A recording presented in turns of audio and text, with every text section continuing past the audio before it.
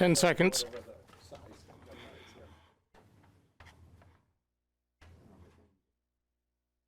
I'd like to call tonight's Somersworth Planning Board meeting to order. Anna, please call the roll. Ron LaHoulier. Here. Jason Berry. Here. Jeremy Rhodes. Here. Bonnie McNair. Here. Chris Horton. Here. Mark Richardson. Here. Doug Haberman. John Splain. George Gilmet. Here. David Witham. Here. This time I'd like to appoint Mr. Splain as full voting member for the evening. First item is approval of the minutes of June 18, 2025. Is there a motion? Motion made by Mr. Berry, seconded by Mr. Richardson. Any discussion? All those in favor, raise your right hand. Opposed? Abstain. Abstain. Next, committee reports. We have the Land Use Board reports summary. Does anybody have any questions on that? Moving on, City Council report. Mr. Witham. Yes, thank you, Mr. Chairman. I'll try to be brief as we do have a big agenda in front of us tonight, but a couple of important announcements. A lot of shift in key city staff. I think, as most people know, City Manager Bob Belmore retired at the end of June. City Council went through a very thoughtful process and has hired David Moore as our next city manager. David started a couple of weeks ago. David comes to us from the town of Stratham, where he was the town administrator down there for the past 6 years, and prior to that served a number of years in a deputy city manager capacity in the city of Portsmouth. So brings quite a bit of background to the job. We have also replaced our executive assistant. Hannah Campbell was hired to take that position after the incumbent retired there at the end of June. And lastly, Finance Director Scott Smith, who has been with the city for nearly 20 years, also retired. And we have replaced Scott with Jordan Miles, who comes to us from the state of Maine, where he served in a similar finance director capacity in a community over there. So we've brought on some pretty seasoned talent, and we're pretty excited about what they can do for the city moving forward. I think as members have driven around the city, you've seen a number of infrastructure projects that have been underway. Road resurfacing has taken place. Probably the most notable of which is Willand Drive, where that was a complete box out of that road, largely in front of the new sports dome. That was a $1.3, $1.4 million project, but I think the work came out exceptionally well. We're also in the beginning stages of Phase 2 to an upgrade to our wastewater treatment plant. Phase 1 was completed 2022, 2023. That was a $13+ million project. Phase 2 is estimated to be about a $22 million project for an upgrade there. We did apply and were granted state revolving loan funds for that project. So it's just a better interest rate and availability of funds to get that project done. Wright Pierce Engineering is the engineering firm on record that is doing the engineering design and oversight. So we're, I guess, in the beginning stages of that process. They are finalizing the formal construction drawings, and then ultimately that'll be bid, so, and it'll be a multi-year project. The last item I'll comment on is with regard to some information that was shared yesterday evening with regard to Coast Bus. Due to ongoing cuts in funding from the federal level and to some extent the state level, Coast needs to cut back on some of its service delivery here in Somersworth. Most notable is Route 100, which is, I'll call it the shipyard route. It takes commuters back and forth to the shipyard. That's been eliminated in its entirety. And the route along Route 108 will be shortened at end of day, so it won't run as late into the evening. But the busy route in the downtown, which is Coast's busiest route overall in its ridership, will remain unchanged. So not ideal, but not the end of the world. But again, it just speaks to the vulnerability of those systems where they lean so heavily on federal and state funding, which is in some jeopardy. So that'll conclude my report. Thank you. Thank you, Mr. Witham. Stratford Regional Planning Commission update. Mr. Richardson. Yes, Mr. Chairman. Nothing in particular other than I noticed The traffic study we did back at the end of April is now up and visible on the SRPC website. If you go on the website and click on measures, I just typed in Somersworth parking survey and it came up. So it's kind of interesting to look at. And so anybody want to take a look, go ahead. Good, thank you. 2030 Committee, Mr. Berry. No report, Mr. Chair. Housing Committee, Mr. Horton. Yeah, thank you, Mr. Chairman. The Housing Committee met tonight at 5:30 here in the chambers. First on the agenda was approval of the meeting minutes. Next, the committee discussed planned unit development parcels and preferred housing types to communicate to SRPC. Planned unit developments are large city parcels that could have potential for housing developments. So we shared a list of potential parcels for that.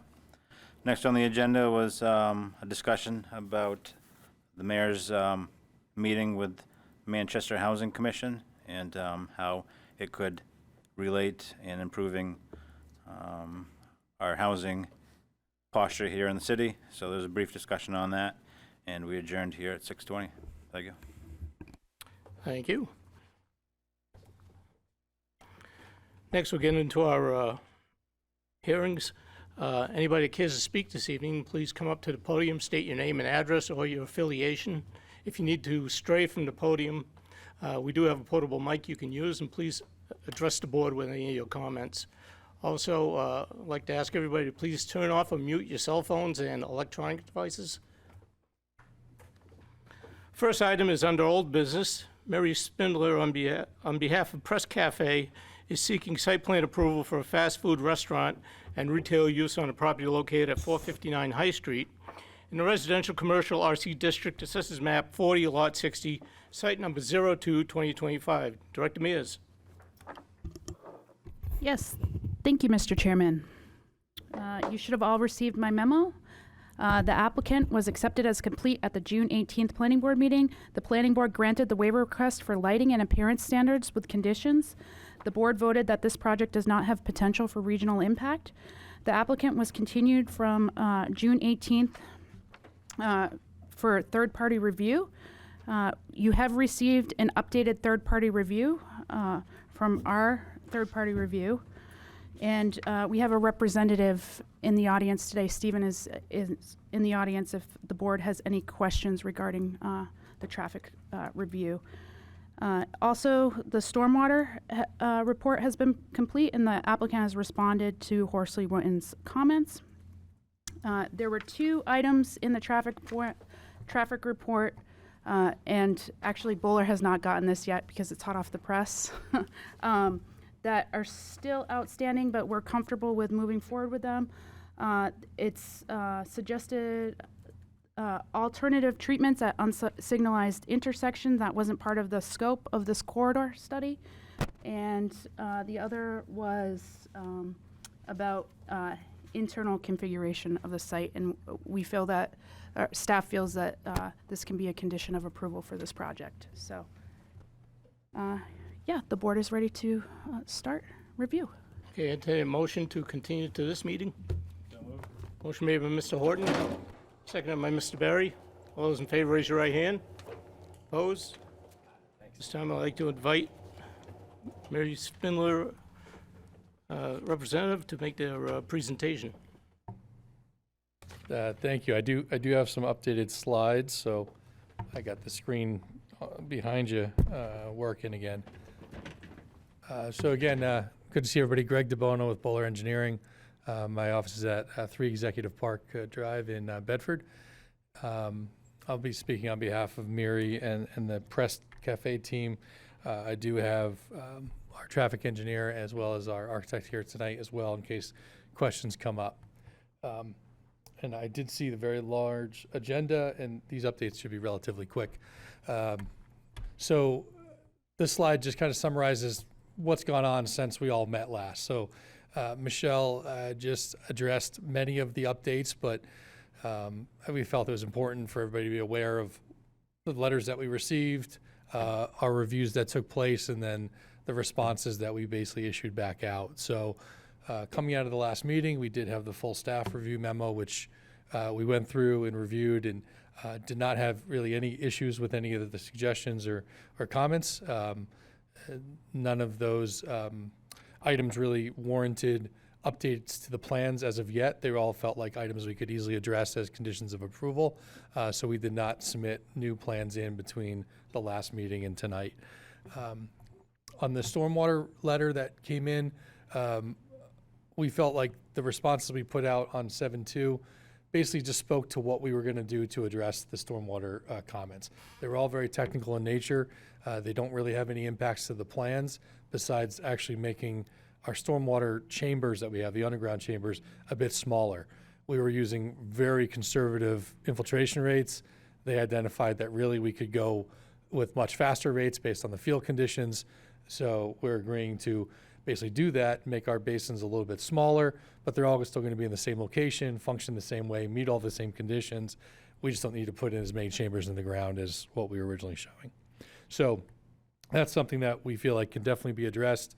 As a condition of approval, it does not really change anything from the way the plan looks or feels or how it operates or what we've presented to the board to date. On the traffic review comments, we did also provide a response, provided a response letter on 7.2 as well, addressing many of the comments and then outlining really how we were going to work through the rest of the comments as part of the offsite design, the traffic signal design that was also understood to be warranted. And so that process will continue to move on. It would be basically approved by City Council when we move forward with the new traffic signal. But we do feel like the comments that were raised are all items that we can address and work through as part of our offsite improvement plans. So again, nothing really there that we thought needed to impact the layout, but it sounds like all the professionals are here tonight, so if we want to talk about that more in detail, we certainly could. And then we did receive the staff letter that was issued with today's date. I think we got a draft version of it a day or two ago to look at it ahead of time, which did include some additional clarification on some of the recommended or potentially recommended conditions of approval, as well as the recommended adjustment to the permit timeline to get for final, which I really appreciated. The standard language is usually 60 days. They put in their recommendation for 240 days, which I feel is definitely adequate for us to be able to solidify our offsite improvements as well as all the other state permitting that we need to do. So my other bullets up there would just to give everybody a heads up as to where we were with the state permitting. We did file for the alteration of terrain. We also did file for the Wastewater Engineering Bureau for our sewer connection permit. So those applications are out the door, but they can likely take 3 to 4 months before we get approvals back in-house. So again, I agree with the recommended 240-day condition that to come back with our final condition with that time frame. Again, here's the list of what we're looking at that would be, let's call it plan updates. And they're also listed in your staff report, but I wanted to just reemphasize what they are on my slide here. So one thing that I briefly talked about last time, but we didn't have the updated plan yet, was that we were making some adjustments to our landscape plan. And on the next slide, I'll show you exactly what we changed. We still have over 500 plants that we're putting into the site, but we had some evergreens that we were proposing behind the building, kind of in between our driveway and the very dense buffer that surrounds our site. And we realized that really those plants, one, they weren't really contributing anything more than what the evergreen buffer was already there doing today. And it was just going to become a little bit more of a long-term maintenance item for us, as we think a lot of those evergreens, if we did put them in, we're going to end up dying and having to be replaced every year or two. So we are moving forward with the zero irrigation system, so no irrigation. So because of that, we chose to take out some of those evergreen trees, and we have one less ornamental tree that we actually ended up replacing with one additional shade tree. So that was kind of really a wash. But even with all that said, we still have an extensive landscape plan. I'll show you that in a minute. As noted on some of the suggested conditions, we will note the regulation noise levels on the plans, just for reference, the daytime and nighttime decibel levels. There was that one clarification note about the water line that was going to be what could be installed by the water division versus what gets installed by our private contractor. So that's kind of a simple note that we add to the plan. The lighting plan, we have actually already remodeled to enhance the lighting of the pickleball court area itself. And we did confirm that by increasing the light levels of the pickleball court, it did not change the perimeter light levels that we talked about at the last meeting, got the waiver for.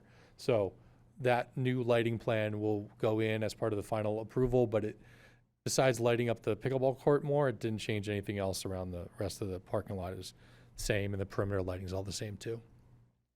I do have an update to the fencing detail around the pickleball court, so I have that on the slide. I'll show you so everybody can see what that looks like ahead of time, but obviously that will be in the final plans. And again, just kind of a general note, but any outstanding comments relating to this, the traffic regarding to Bowman's traffic review and anything related to the stormwater review from Horsley Witten is also items that we intend on addressing. We didn't see anything in there that we felt we had to push back on or disagree with. They were all conditions that we felt we could achieve and work into the final site plans. And then, of course, our plans will also list the granted waivers from the last meeting and note the necessary easements. We do still expect that Coast will want us to proceed forward. I heard the update about the some budget adjustments and route adjustments, but our correspondence was that they're very excited about the potential of that bus stop on our frontage and would support that.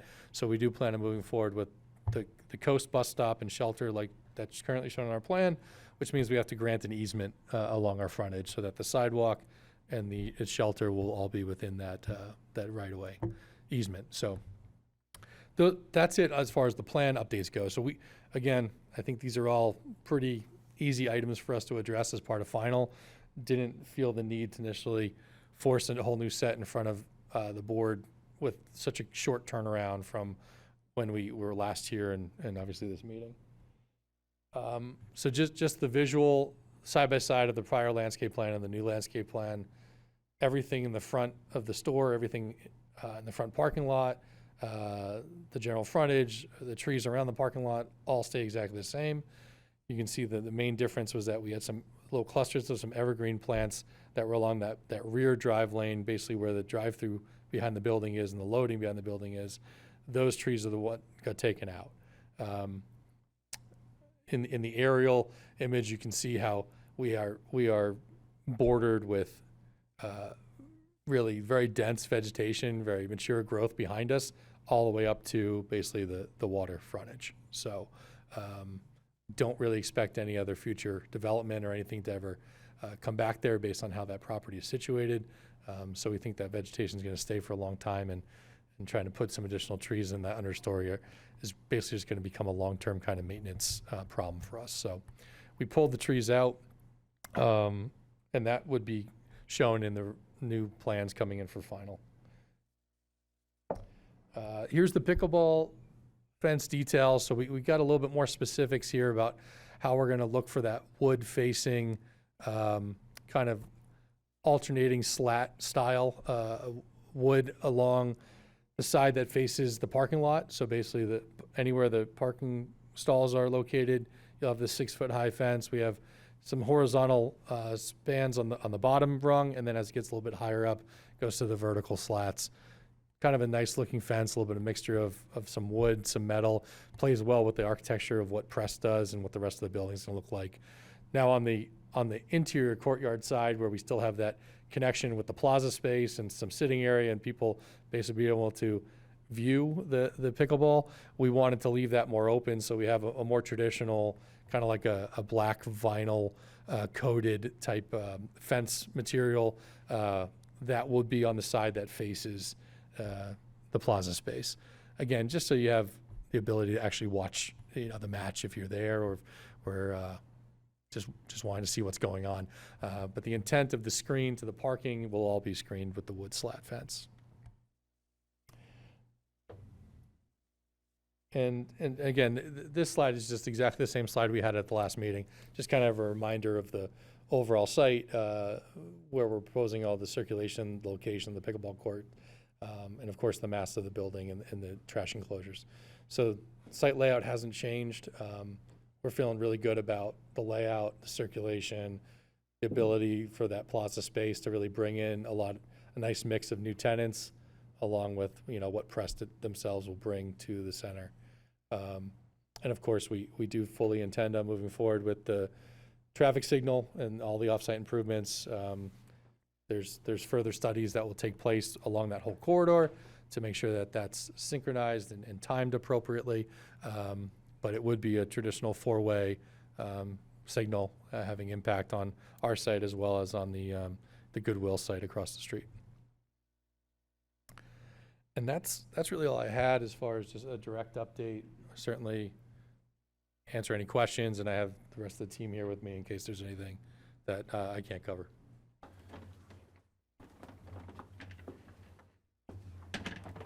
You want me to turn this off now? So you're not.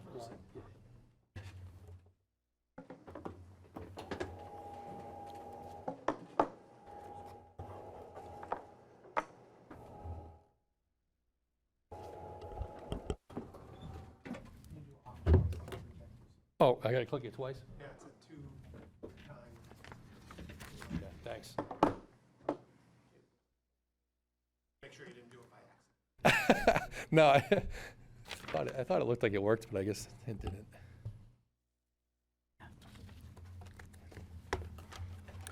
Thank you. At this time, I'm going to open the public hearing. Anybody else in the audience care to comment on this application?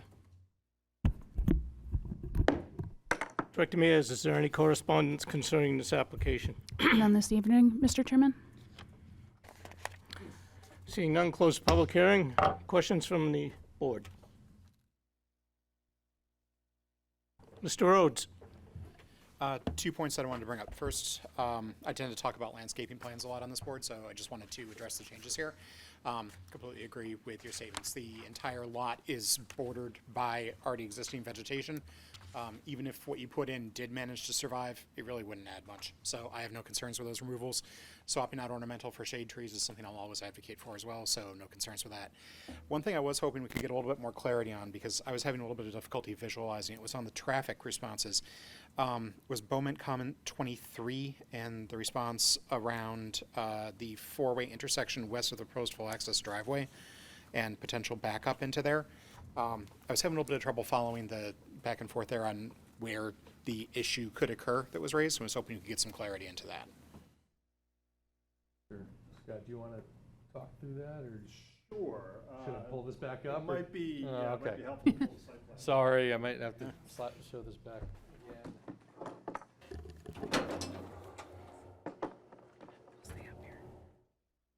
And you said, Michelle, that Steve Yes. is here? Yep, he's behind us. Excellent. Yep. So he may chime in as well.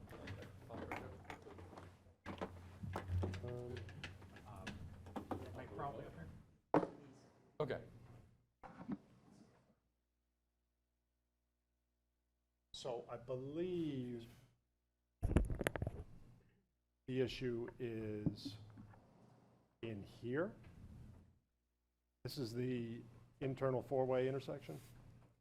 And I believe the concern is that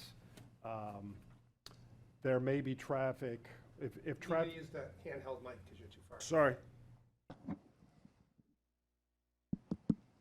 Can you hear me now? Yes. Excellent.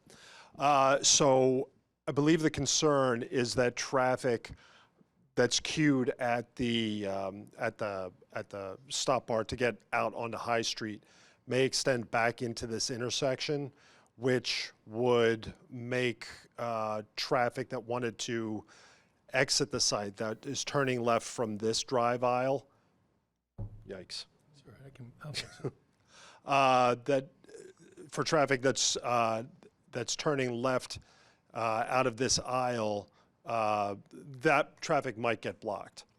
So the concern, we think, in the average case, the queue does not extend back this far. It only reaches, I think, this area for during the 95th percentile condition, which occurs 3 minutes out of the peak hour. We think that we can address it, if we can keep an eye on it, monitor it. If it happens to be an issue, then we can make some adjustments to the end cap landscaping island. We could also put in some type of pavement marking feature, like a do not block the box kind of thing. We're just kind of concerned that it would, you know, if the traffic is coming out from that drive aisle, they most likely would like to get to that exit point without having to circulate through the parking lot to come out there. Yeah, I'm reminded of a similar sort of situation we had with the New Cumberland Farms over on the Blackwater one-way intersection, and I cannot remember whether it's still Blackwater, but the road that continues across from Blackwater, they were having that same sort of block issue. They did a do not block section on there, and that resolved that. So presuming that would be viewed as acceptable by the city's traffic engineer, that would resolve the issue to my concern. Thank you. Sure. Mr. Witham. Thank you. I was not at the last meeting, but did watch it and appreciate the level of detail that the board went through. And overall, I think this is a fabulous project and is well presented. I do know that the traffic signal will require approval by the city council. So that'll have to go to city council. Whether or not we want to vet that through a council standing committee, this council has a Public Works and Environment Standing Committee, before we bring it to full council is something to perhaps be discussed with city staff. I might suggest that that makes some sense, just to flush it out with that smaller committee before we bring it to the full council, so it's teed up properly, if you will. I can only share that, and I wouldn't hazard a guess as to how the council will respond to another signal on High Street. There is some, we hear a lot of noise about the number of traffic signals that are already through that corridor. The city did go through a $1 million congestion mitigation upgrade to all of that corridor for its signals, which helped out tremendously and has worked well.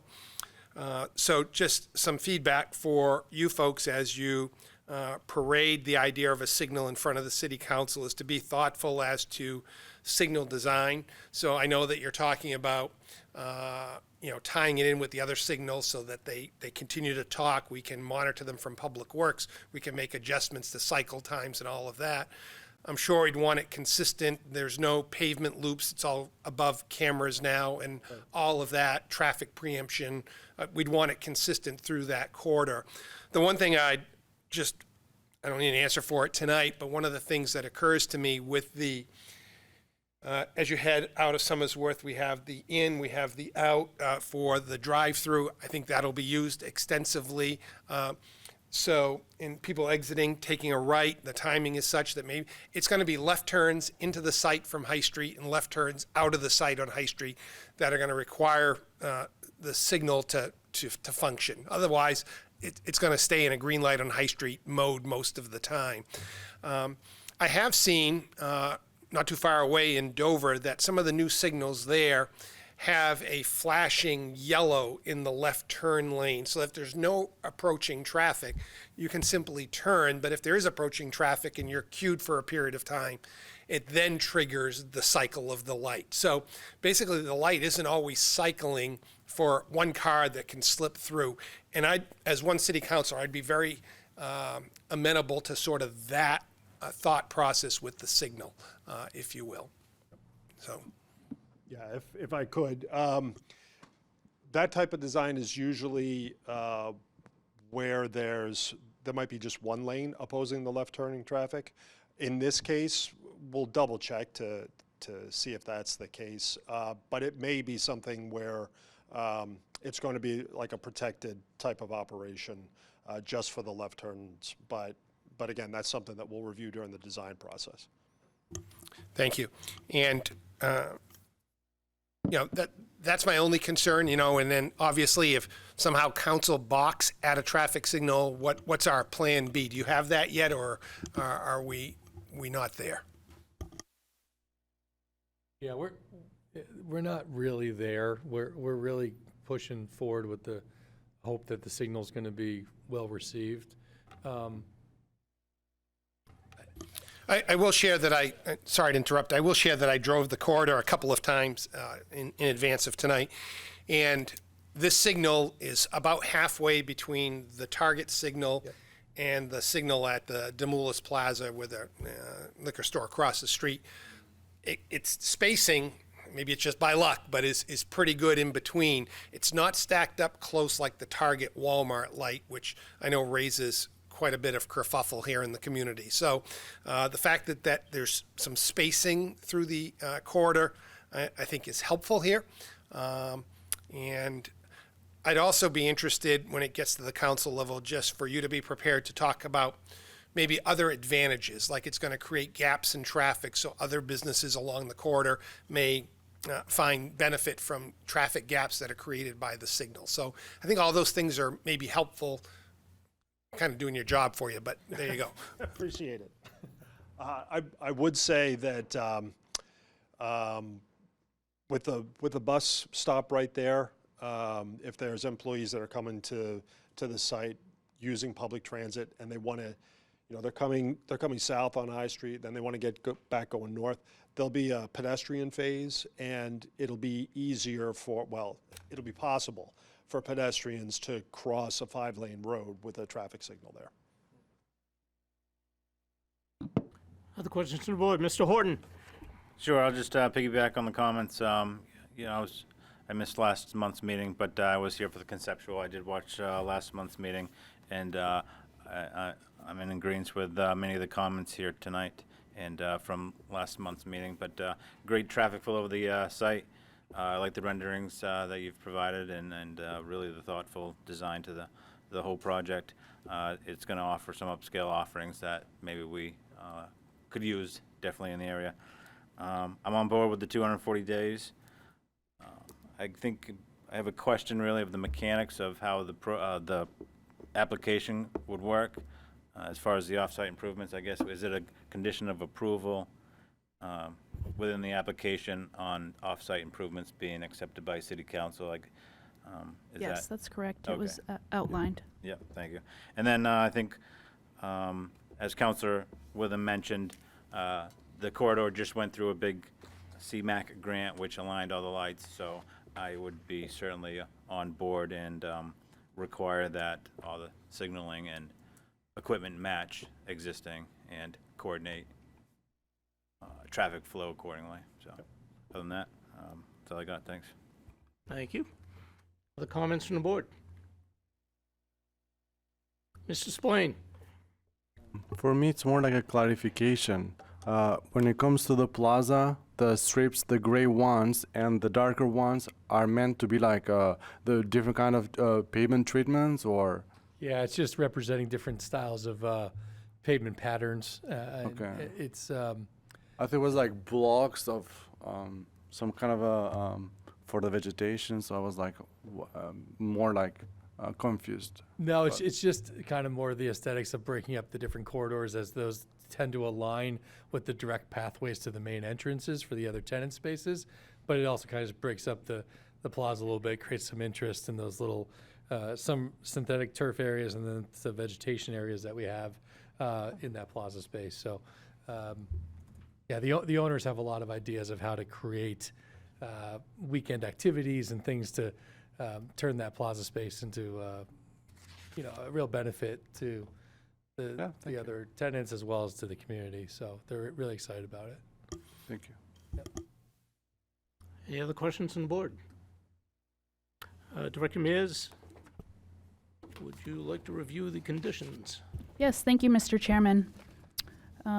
As discussed earlier, staff is recommending that the time frame be extended to 240 days to get final plans, because this needs to go to the City Council for approval. Plan revisions, please include the following notes on the plan. Noise levels shall not exceed 60 decibel levels during the daytime, 7 a.m. to 7 p., and shall not exceed 55 decibels during nighttime, 7 p. to 7 a. Sheet C 501, Note 5, of City Water Division notes should clarify that Water Division will make tap connections less than 2 inches. Anything over 2 inches must be done by a private contractor. The fencing around the pickleball court shall have an exterior access point for emergency services. Any outstanding comments from Bowman shall be addressed to the satisfaction of the Director of Public Works and Director of Planning and Community Development. The striping of High Street will require further traffic engineering study in coordination with the Department of Public Works. This may require additional third-party review. Any outstanding comments from Horsley Witten shall be addressed to the satisfaction of the Director of Planning and Community Development. Applicant shall revise the plans to show the final fencing detail for the pickleball court. Please list all the waivers granted on the plan. Conditions that must be met prior to final approval. Final plan shall bear the stamp and signature of an engineer, licensed land surveyor, and landscape architect, and shall be submitted to the Department of Development Services. Federal and state permits shall be in place before signing and recording, including New Hampshire DES alteration of terrain. If the coast bus stop is located along the frontage of this property, draft easement language will be required for public access and maintenance of the sidewalk. This easement language will be required to be reviewed by the city's attorney. A legal escrow shall be established prior to the start of site work. The easement shall be recorded prior to the issuance of certificate of occupancy. If bus stop is not proposed to be located along the frontage and the sidewalk remains within the public right-of-way, this condition shall not apply. There's quite a few conditions, so bear with me. City Council approval will be needed for the proposed off-site improvement of a traffic signal and intersection improvement located on project main site driveway, intersection with High Street and Goodwill Plaza Drive. All necessary traffic improvement design parameters, which includes engineering, site plans, survey, signalization plans, easements, and review costs by the city's traffic engineer, Sebago Tech, shall be implemented at the developer's expense to the satisfaction of the City of Somersworth. All traffic improvements, which include new traffic signal, shall be implemented at the developer's extent to the satisfaction of the City of Somersworth. Traffic signal installation may require third-party review paid for by the developer. If the traffic signal is approved by the City Council, it is required to be installed prior to the certificate of occupancy. Conditions to be completed prior to the start of site work. Construction cost estimate for the project shall be submitted to the Department of Development Services. An escrow account in the amount set by the city's contract engineer and agreeable to the Department of Development Services will be established for site construction and inspection and traffic light installation inspections prior to any site work. A performance surety in the amount agreeable to the Department of Development Services about no less than 25% of the cost of site construction determined by the engineer's estimate of construction value will be established for on-site erosion controls and site restoration prior to any site work and off-site improvements. If all site work is completed as proposed, this account will be refunded. The applicant shall apply for a new water and sewer connection permit. The applicant will be required to pay standard water and sewer connection fees assessed on new properties connecting to water and sewer. Water fees will be based on the size of the water meter needed, and the sewer connection fees will be based on the estimated water used in equivalent number of bedrooms. Erosion controls shall be installed prior to any construction. Landscaping survival surety, 10% of the total cost of landscaping, or a minimum of $500. Shall be held for a period of 2 growing seasons.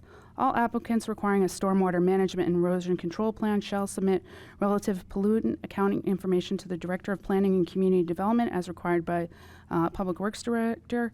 Relevant polluting tracking information shall be submitted prior to holding pre-construction meeting. Post-construction pollutant information must be entered at time as-built are submitted. A pre-construction meeting is required prior to the start of site work. The development will require a new address for commercial units. Please submit a request with unit layouts for unit assignments to the city engineer. Unit assignments shall be placed prior to the issuance of building permits for unit fit-up. If a hearing before the E911 committee is required, this must occur prior to the issuance of building permits. Conditions applicable during and after construction. Building plan shall bear the stamp of a certified protection engineer licensed in New Hampshire to certify compliance with all egress, emergency lighting, smoke, heat, and CO detection, fire alarm monitoring and reporting systems, fire suppression systems, or any other fire protection or related life safety systems required by national or New Hampshire code. There shall be no wetlands degradation during construction. A copy of a completed stormwater and inspection log shall be provided to the Department of Development Services annually on or before July 1st. This requirement is an ongoing condition of approval. All landscaping shown on the plan shall be maintained, and any dead or dying vegetation shall be replaced in a timely manner, as long as the site plan remains valid. All outdoor lighting, including security lighting, shall be downlit and shielded so no direct light is visible from adjacent properties and roadways. Prior to the issuance to certificate of occupancy, the applicant shall reconstruct the sidewalk to the city and ADA standards. As-built plans within 30 days of completion of the project and prior to the issuance of certificate of occupancy, as-built shall be submitted. Thank you. Any comments by the board on the conditions of approval? This time we'll entertain a site plan motion. Mr. Rhodes. Move at the request of Mary Spindler on behalf of Press Cafe for site plan approval for a fast food restaurant and retail use on a property located at 459 High Street be approved with the conditions as laid out by the planning director. Motion made by Mr. Rhodes, seconded by Mr. Gilmet. Any discussion? All those in favor, raise your right hand. Opposed? Site plan's approved. Thank you very much. Mr. Chairman, I just want to say thank you to Bowman for doing the third-party traffic engineer review. They've been really great to work with. So Stephen's in the audience, so thank you for coming from Massachusetts tonight. So noted, thank you.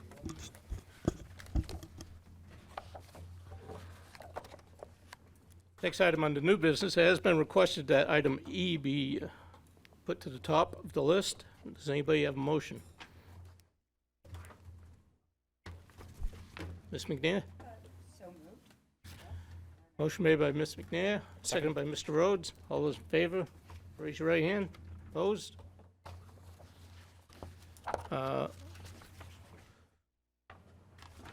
Item E, Opaque Melody LLC is seeking condominium site plan approval on a property located at 136 Route 108 in the Commercial Industrial CI District, Assessors Map 64, Lot 07, condo number 03, 2025. Director Mears, anything to add? Yes, thank you, Mr. Chairman. The applicant has requested to continue the application to the August 20th, 2025 Planning Board meeting to allow for a third-party review of the plans for drainage. And please keep all your packets if that gets continued to the next meeting and everything that was submitted. Any comments by the board? Do we need a motion to extend to the August meeting? Mo- I'd move that the request for extension to the August 20th, 2025 meeting be granted. Motion made by Mr. Witham, seconded by Mr. Barry. Any discussion? All those in favor, raise your right hand. Opposed? Motion granted, is moved to August.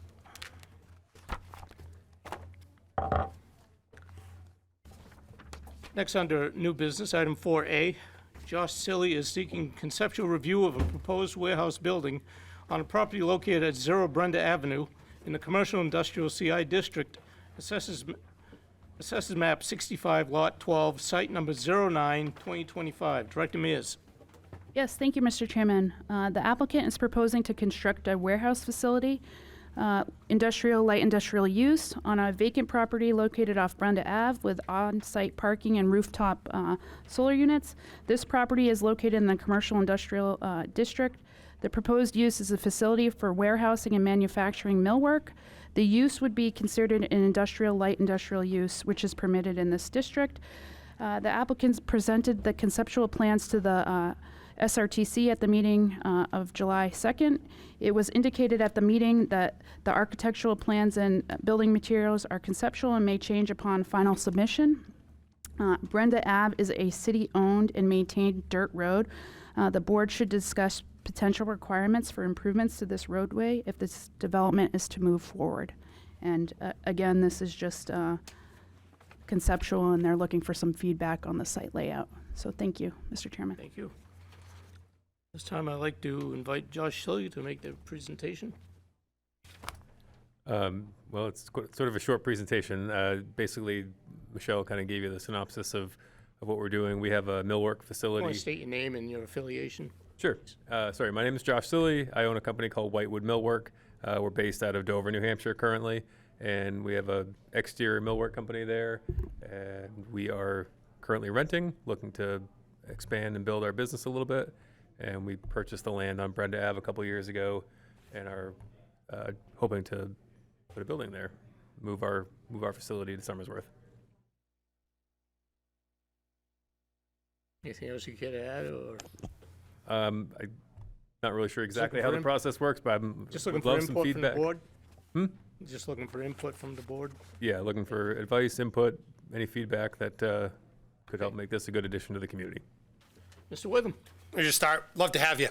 I think the rendering, although I know it's conceptual in nature, I think it would fit there quite well. The plan is not to do anything with the house at the end of Brenda Avenue. That would remain there. This is adjacent to it, a different lot.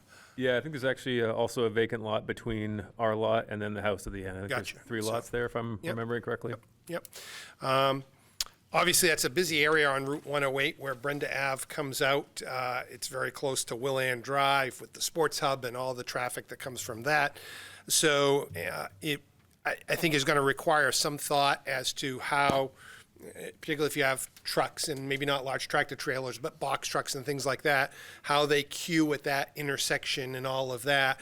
I think there's certainly going to be a request, at least from this board member, that you make improvements to Brenda Avenue, at least up to your entrance of your facility. I can't see myself arguing to make you do the whole thing, but at least up to your property so that we can improve that access, because it's going to be enhanced, obviously, with the nature of your business. I can also tell you that that corridor, Route 108, is planned for a complete streets upgrade, and how Brenda Ave aligns with that would be something I'd encourage your engineers, when you get to that stage, to look at, so that whatever improvements you do, we're not going to tear most of them up down the road, no pun intended. So I just offer that as a word of caution. It's all doable, but just requires a bit of forethought as to how we deal with that. So, but, absent details, I'm guessing this is a daytime business, that nothing goes on at night. So again, not terribly concerned about noise or truck traffic, provided it's during the day. It is a commercial corridor, so this fits there. So absent details, I love the idea. Those are just my few thoughts out of the gate. Thanks. Great, thank you. Mr. Horton, then Mr. Rhodes. Yeah, thank you, and I appreciate you coming before the board. I think this is a great process to kind of get feedback and kind of see where the comments, feedback goes. But I'm going to kind of piggyback on, I think the off-site improvements here are going to be major. It's kind of a busy intersection where that's kind of located. I agree. I wrote down de-acceleration lane going south, but I think that would kind of be picked up in your off-site improvements, paving out to 108. So something to think about there. You show a tractor trailer on your renderings. I think just kind of making sure that they have enough room to navigate your site is going to be kind of key there too. DOT has kind of been slow on improving permits if it's required in that section of roadway, but just kind of throwing that out there that any permits that need to go before DOT have been drawn out. Yeah, start now. Yeah. But I agree. I think it could work in the area, and there's probably going to be low volume there, so I think it could work.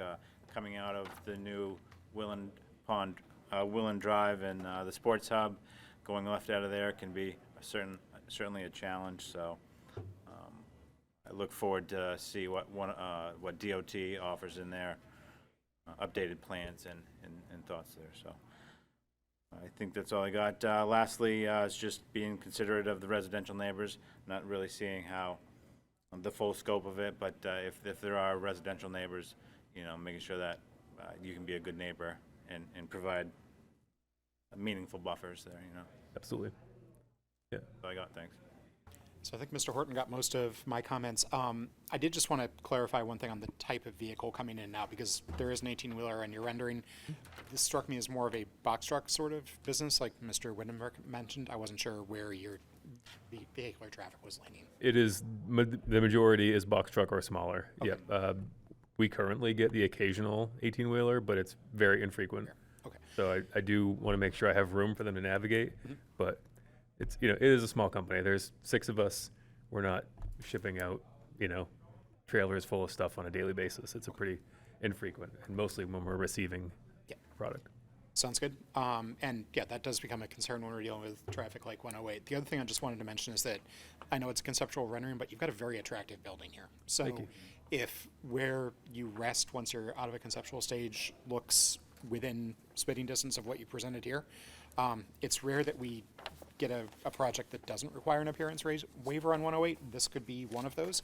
I really like how it looks. And Thank you. it will be an attractive addition to the area. So It is part of our business mission to make buildings look more visually interesting. So we're trying to do that with our building as well. excellent. Thank you. Mr. Richardson? Yeah, thank you. I want to reiterate what Mr. Horton said about DOT and granting permits. It's been very slow. The sports dome was almost 2 years. Wow. Okay. And there was talk about having a turning lane and that kind of thing coming off 108, but they're going to be tearing it up and however when that project is going to be done. So, all kinds of things have delayed work down there, and just be very mindful. And we will too. I mean, we've been granting extensions and that kind of thing. It's not your fault that they're not getting the permits out, so we've been granting those. So we're here to help you. Thank you. At least tolerate that, Yeah. and I know it's frustrating for you. So just wanted to make my own comment on that.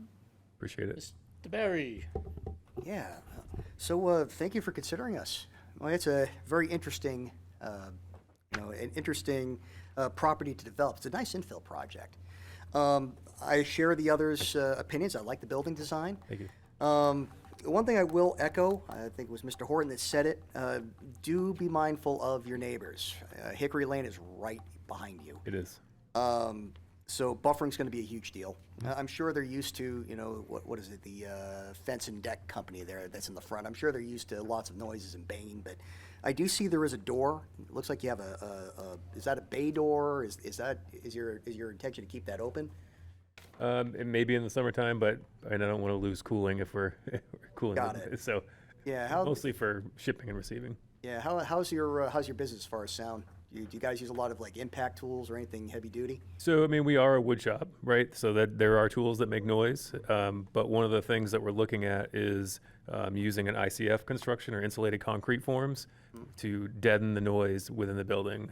It's a good energy efficient way to build, but it's also a really, really good way to deaden the noise from the neighbor's perspective. So that's our top priority. Awesome. Yeah, because I'll tell you, anybody that knows me, I'm always like, be a good neighbor, right? Yes. Look at it from their perspective looking in, right? So buffering's going to be a big deal. I can tell you, I'm not the only person that's going to say that. You already said it tonight. Yep. And also, we've also had issues with other properties on site next door, directly adjacent to residential neighborhoods that we've had them on the horns here, right? Yep. So I love the project. Just be very careful and mindful in your design and where you put those really loud devices. Be good with your sound dampening. Beyond that, love the building, love the location. I agree with Councilor Witham. Definitely look into doing the pavement, at least up to your entrance. Okay. Thank you. Good luck. Thank you. Appreciate it. Other comments, questions from board? Mr. Splain? I see on the plan that you have two conceptual outlined for building positioned. Is this another one? Like, is this going to be like developed in the future or position of the building, or just one right now? Right now, I'm Like just an outlined. Yeah, that's a good observation. When we were originally looking at the property, we were looking at things that we might be able to do if our company grew and continued to go, but it's It's not like anything in the near considering for future. the future, not right now. Yeah, Okay. and it's not something that would stop us from moving forward if we couldn't do it. It's Because I was thinking that you already put one and you had like forgot to put it in the. yeah, no, Yeah. maybe way down the road if Yeah. No, all the I stars love I align. like the project. Yeah. Yeah. Thank you. Any other questions from the board? Thank you very much. All right, appreciate your time. Thank you.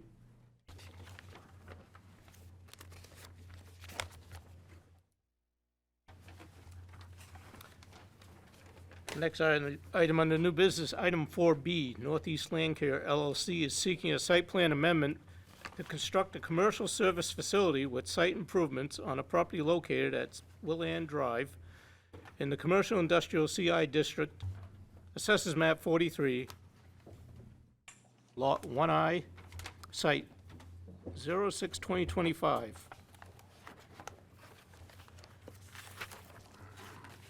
Director Mears. Yes, thank you, Mr. Chairman. This applicant is seeking a site plan amendment to a site plan approved back in 2023. If you remember, that was the central fence project. The current proposal is to construct a 5,600 square foot, previously 6,700 square foot facility for Northeast Land Care, including underground infrastructure, utilities, parking, and drainage infrastructure with fenced-in outdoor storage area. Applicant is also seeking a conditional use permit for 5,786 square feet of impact. Previously, that was 5,275 square feet of pavement, and impervious 9,460 square feet. Previously, 9,645 square feet of grading and drainage, pervious impact to the woodland buffer. The board previously granted the following waivers associated with the plan: a bike rack waiver, sidewalk waiver, appearance standards to allow for metal siding, and site lighting, all parking area lighting to allow security lighting to remain on the site. The Conservation Commission did review this conditional use permit requested at the May 14th, 2025 meeting, and they recommended approval with the following conditions: a locked dumpster, a roof over the salt storage bins, and a correction to something on the site plan. We did receive third-party review, and that was included this afternoon, and it did get a favorable third-party review, and it's ready to move forward and accept this application as complete, and hopefully approve this application because it's fairly minor in changes to the original site plan. Entertain a motion to accept the application. So moved. Rhodes. Motion made by Mr. Rhodes, seconded by Mr. Witham. Any discussion? All those in favor, raise your right hand. Opposed? Motion passes. This time I'd like to invite Mr. Stoll to make his presentation. Thank you, Mr. Chairman. Bob Stoll at Tritech Engineering in Dover, representing Northeast Land Care. As the director mentioned, we were in here about 18 months ago with a plan for central fence that didn't materialize. We're currently working with them on revamping their site on 108. But in the meantime, this moved forward with Northeast Land Care. Very similar to what we did. The use is very similar. The building's very similar. It was a little bit of tweaking on pushing some landscaping around, but everything pretty much stayed the same. We did end up with a little change to the impact to the wetland buffer. That's why we were back in front of the Conservation Commission, but didn't receive a favorable recommendation at their meeting, and their conditions of approval are incorporated in your current set of plans. We did visit with the Site Review Technical Committee, and their comments should also be addressed in your plans. I don't think there was anything noteworthy in there. Again, it had gone through the approval process once. The waiver's in place. I think it's pretty straightforward, but be happy to answer questions.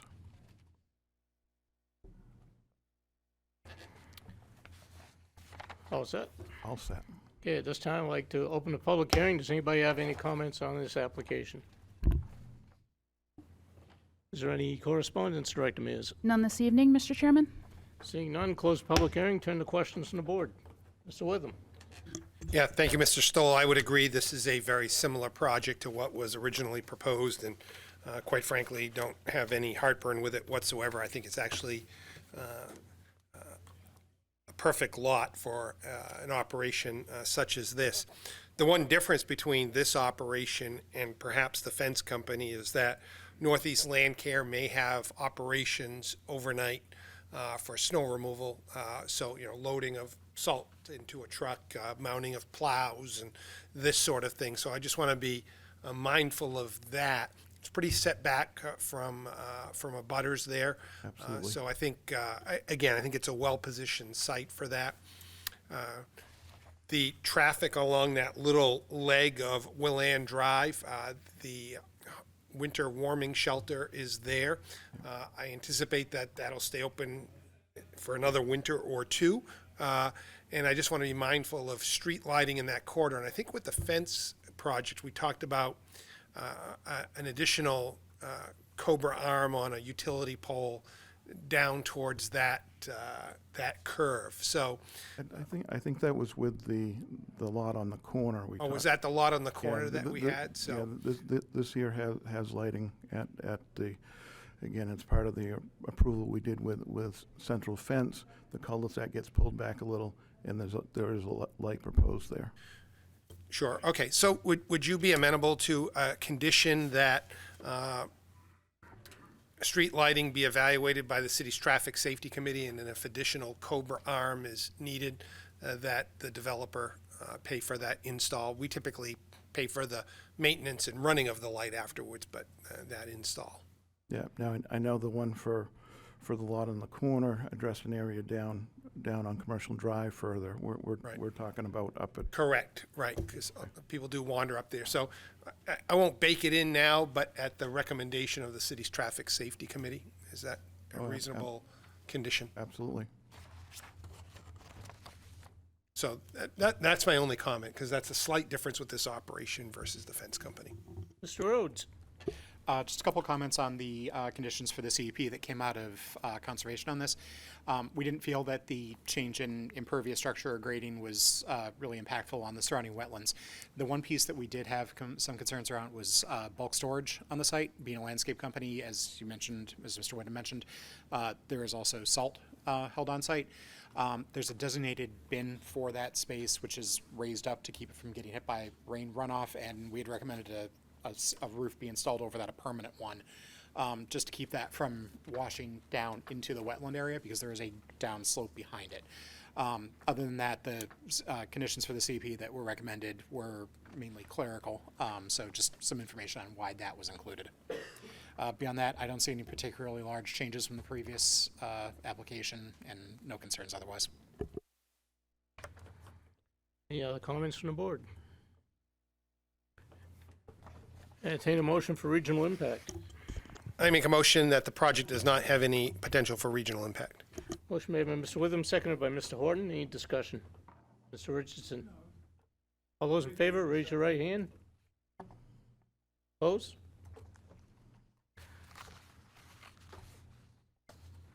Next item is a conditional use permit.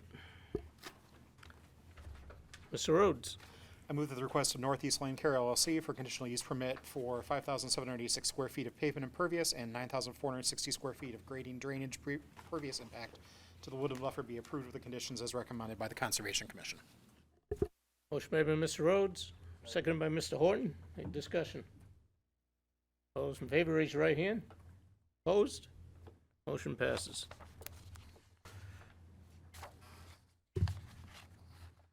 At this time, I'd like to invite Director Mears to review the conditions.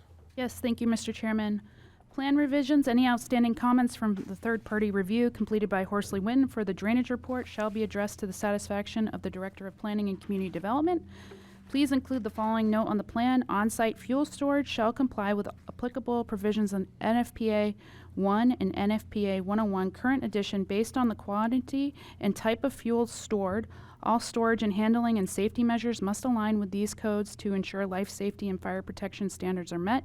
Additionally, any state or local permitting requirements outside the scope of NFPA codes must be identified and obtained prior to the installation or operation.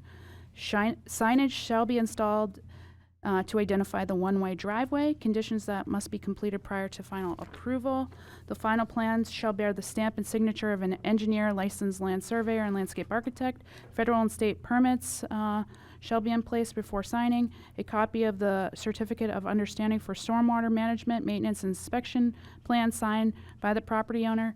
Conditions completed prior to the start of site work. This is an added condition, recommendation from Traffic Safety Committee that a street light be evaluated off Willand and Commercial Drive? No, off of Willand Drive. in the Willand, area of okay. the property. And if needed, be installed by the developer. Okay, thank you for that clarification. This structure will require a new address assignment. Please submit a request for a new address to the city engineer. If a hearing before the E911 committee is required, this hearing must occur prior to the issuance of building permits. Per section 1923E9, the building shall display the designated address number in such a manner as to be plainly visible from the street, which abuts the main entrance to the property. Such numbers shall be a minimum of 3.5 inches in height and must be reflective. Construction cost estimates for the project shall be submitted to the Department of Development Services. Building plan shall bear the stamp of a certified protection engineer licensed in New Hampshire to certify compliance with all egress, emergency lighting, smoke, heat, and CO detection systems, fire alarm monitoring and reporting systems, fire suppression systems, or any other fire protection or related life safety systems required by national or New Hampshire code. A pre-construction meeting is required prior to the start of site work. An escrow account in the amount set by the city's contract engineer and agreeable to the Department of Development Services will be established for site construction inspections prior to any site work.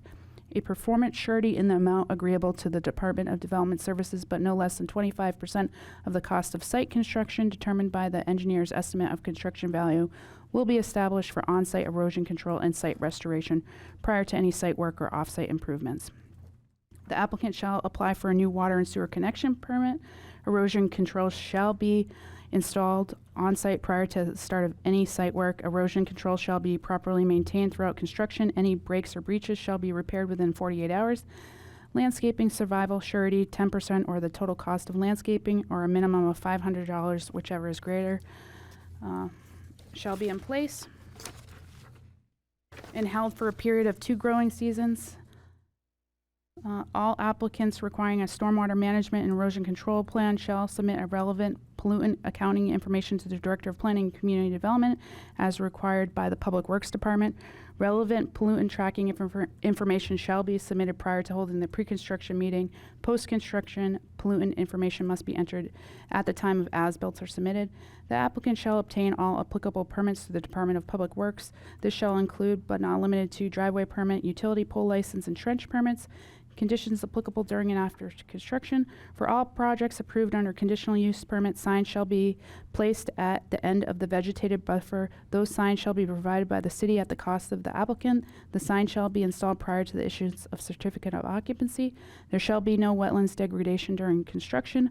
A copy of the completed stormwater inspection and maintenance manual shall be provided to the Department of Development Services annually on or before July 1st. This is an ongoing condition of approval.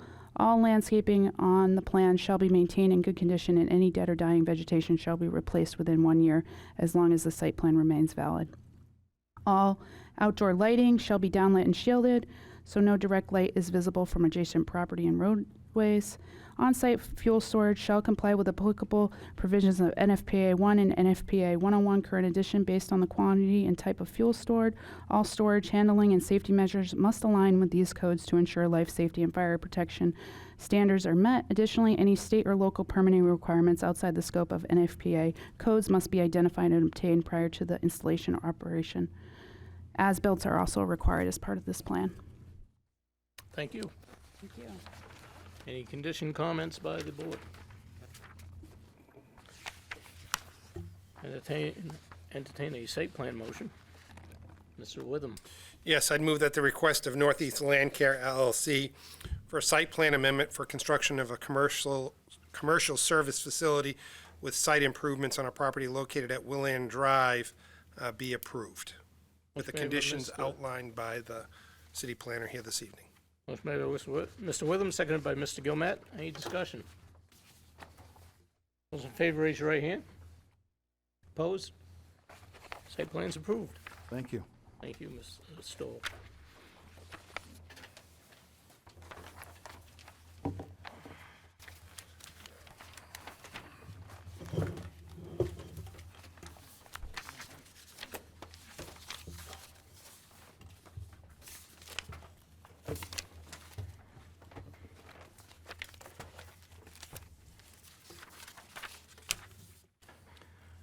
Next, under new business, item 4C, Monheim, New Hampshire is seeking a site plan amendment to remove landscape islands and install additional perimeter pavement on a property located at 221 Route 108 in the Commercial Industrial CI District, Assessors Map 45, Lot 20, site number 07-2025. Director Mears. Yes, thank you, Mr. Chairman. Applicant information back in January 2025, the planning board approved the site plan for a wholesale vehicle auction business with conditions. The applicant is proposing an amendment to the site plan with the following items: removal of 8 landscape islands and a portion of 3 other landscape islands to facilitate traffic flow in the site, and also installation of additional pavement to add 30 new parking spaces. Drainage improvements are being proposed with addition to the new pavement. We have requested that a third-party review be done for these drainage reports, and a contract has been established, and we're waiting on review from that, but the planning department is comfortable with moving forward with this plan, and this is ready to be accepted as complete. Thank you. Entertain a motion for application acceptance. Mr. Horton. I'll make a motion to approve the application as complete. Motion made by Mr. Horton, seconded by Mr. Gilmet. Any discussion? All those in favor, raise your right hand. Opposed? Motion passes. This time I'd like to invite Manheim, New Hampshire to make the presentation. Mr. Stoll. Thank you, Mr. Chairman. Bob Stoll at Tritech Engineering, representing Manheim, New Hampshire. We also have a representative from Manheim here this evening if we have any operational questions. As Director mentioned, we were here in January and received approval for the conversion of the site from the auto dealership to the auto auction site. And as they've got into operations there, they've run into a few things that would help make things run smoother there and get, again, just the functionality of the site as well as the inventory storage to a level that they had anticipated. But things didn't quite work out as planned on the car count there, so we're looking to add some pavement for that. The islands are, again, a logistic issue with the maneuvering of the vehicles through the queue. They've got a very regimented system on how to get vehicles from their spaces to the auction, back in place, et cetera, et cetera.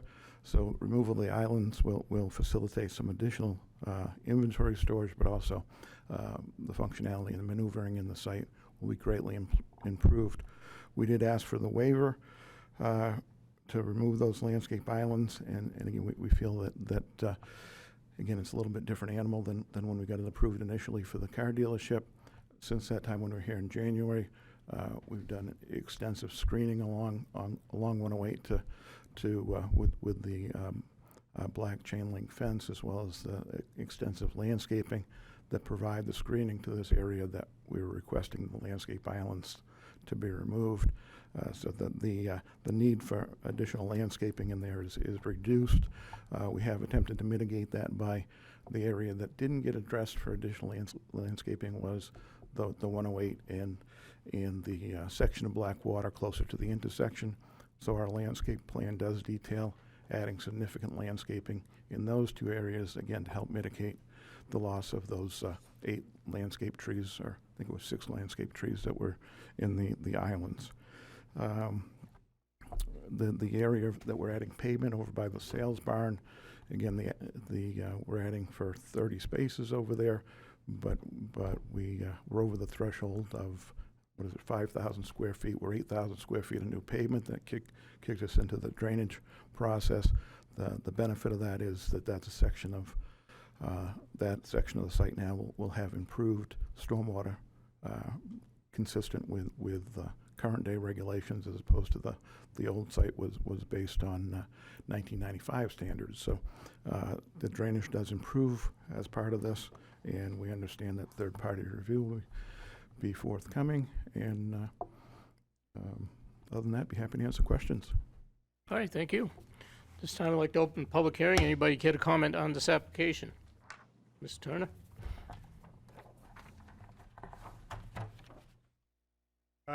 Jim Turner, 7 Greenfield Drive, which I'm right on the north side of their parking lot. I was really looking to ensure that the additional perimeter paving was on the east to south end, behind the garage part, and not going to encroach any closer to Greenfield Drive or the north side. You have any other comment? No, we'll have I think the developer will point that out when he have comes the back up. developer answer your question. Anybody else care to comment? I'm Elizabeth Sarno Hill, and I live directly across, I live on. If you could put your, the microphone down in front of you. Thank you. Sorry, can you hear? So Elizabeth Sarno Hill, I live on 124 Blackwater, which is directly across from Mannheim Cox. So my concern with them is that they will do the minimum. So yes, they put the black fencing up only on the Blackwater side. I am going to tell you that it's about a month ago that they started doing the landscaping. So we have very new, very small pieces of landscaping in, and there's no guarantee they have somebody come in and water it, I know that. But at this point, there's a landscape portion, which is a dark earth, like a dark earth or like wood chips. And then there's just plain dirt, which heads to the road. Now, I thought that may be what they're going to seed, but that doesn't seem to have happened yet. So I'm looking at the road, this sand something or other. I see the trees, which are very new, very small, the black fence, green, and then pavement. So if you take out the perimeter green, then, to me, I'm just looking at parking lot. That's all I see. The sand, this brown, new growth, the colored fence, and then some more pavement. Now, to me, I've lived here for 15 years, and I've never had to worry about what it's going to look like across the street. And I know things change, but also the trees that they're taking in there are they're mature trees. There's aesthetics. There's the fact that they've been there this long, helping the environment, all that. And I'm not sure why they need to be taken down to expand the parking area. So my concern is that the parking area expansion is going to go up to Blackwater Road, to the fence of Blackwater Road, and then south to the end of their property. So, and this is all behind and around the auction barn. So that's my big concern, is that what am I going to be looking at? And they've started this process of putting in new trees in that less than a month ago. They haven't even been there a year. I mean, this whole company hasn't been there a year. And so it was passed with certain conditions, and now they want to go back and change it 6 months later. So those are my concerns. I'm just not quite sure why they didn't include that in the original, because certainly that would have been more of a problem. But I've just concerns about the way they're operating with this. Okay, thank you. Anybody else care to comment on this application? Is there any correspondence concerning this application, Director Mears? Yes, thank you, Mr. Chairman. We have received one email from Dave Wood. Thank you, Dana, for your time today answering my questions about the proposed changes to the Mannheim auto auction site. As we discussed, I have a concern for the lights on the garage building. They currently are either burning out or dead. When Key Auto was operating there, the lights at night were not shielded at all and made my backyard like a daytime all night long. I would like to see them eliminated. If that is not an option, then at least shielded down toward the ground. I would also thought that the planning board was requiring them to change the other lights on site to newer shielded style. Great, thank you. Thank you.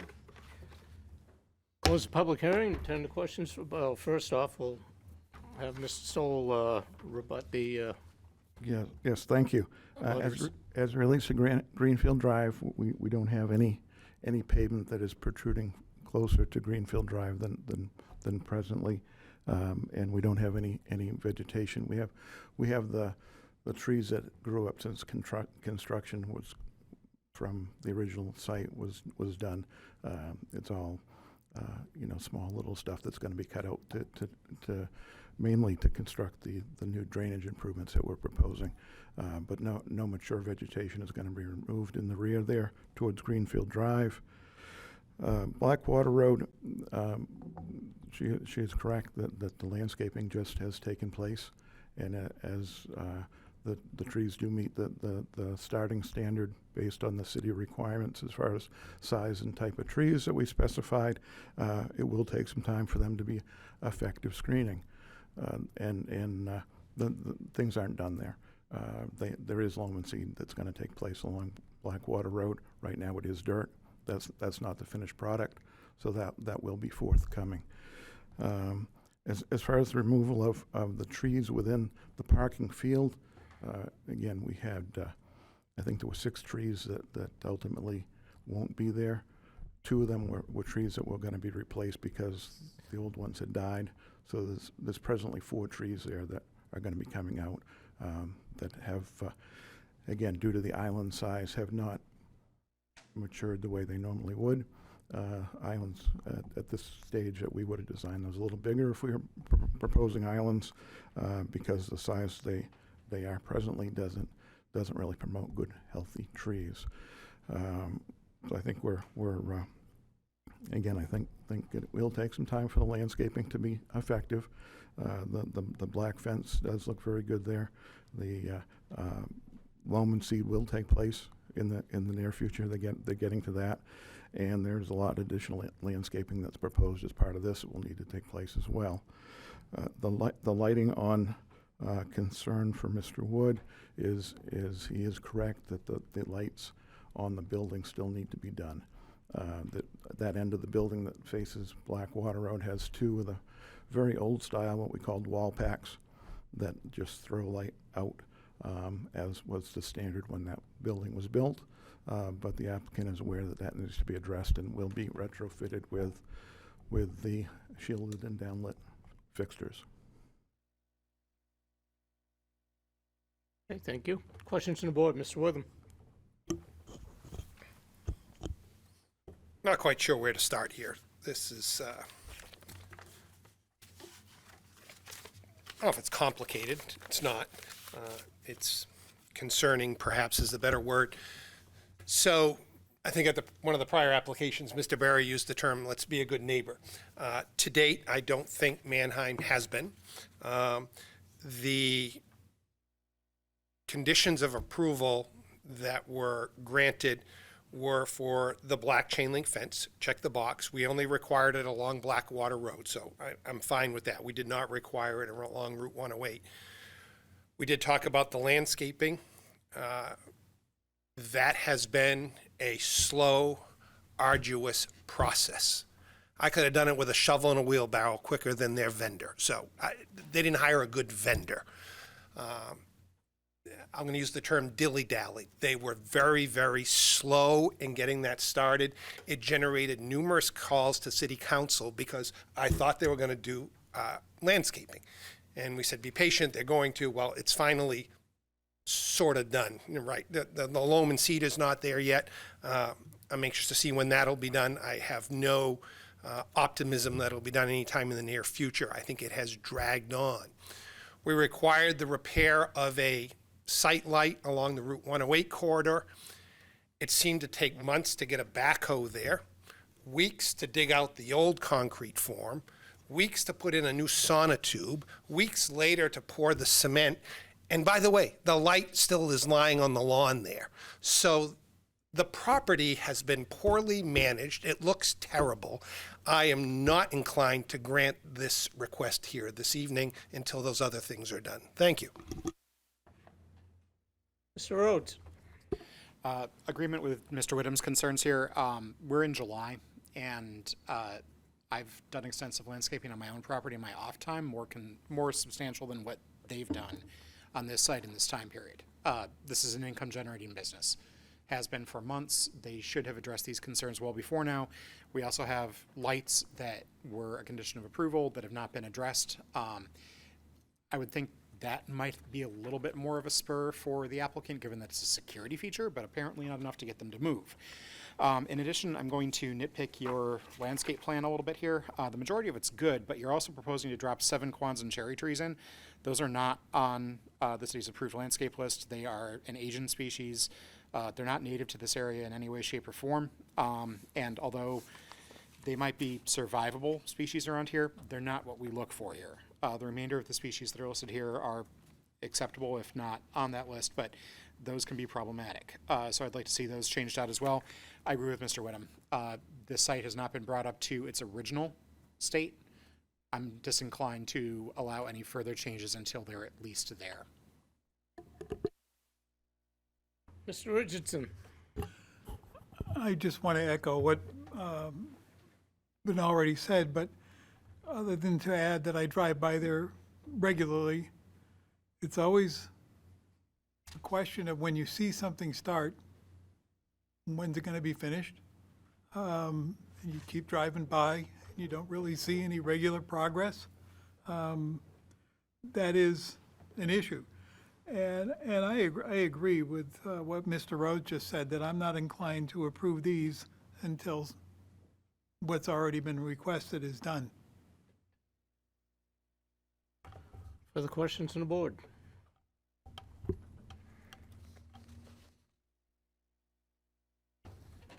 Entertain a motion for regional impact. Mr. Richardson? I move that there is no regional impact. Motion made by Mr. Richardson. Is there a second? Second by Mr. Horton. Any discussion? Those in favor, raise your right hand. Well, I get discussion. Good. Please. Mr. Witham. Yeah, I don't know if I'm ready to proceed with that yet. I would like to continue this until the August meeting. That would be my desire if the applicant is appropriate with it. It would give us a chance to see if the applicant heard any of our comments here this evening to get done the things that need to get done. That would be a good bellwether as to whether or not I would even remotely consider what they're looking to do.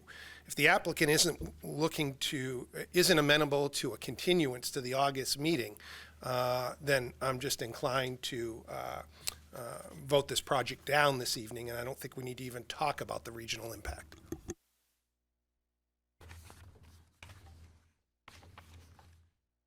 We would Wait, certainly. ask the applicant if they are amenable.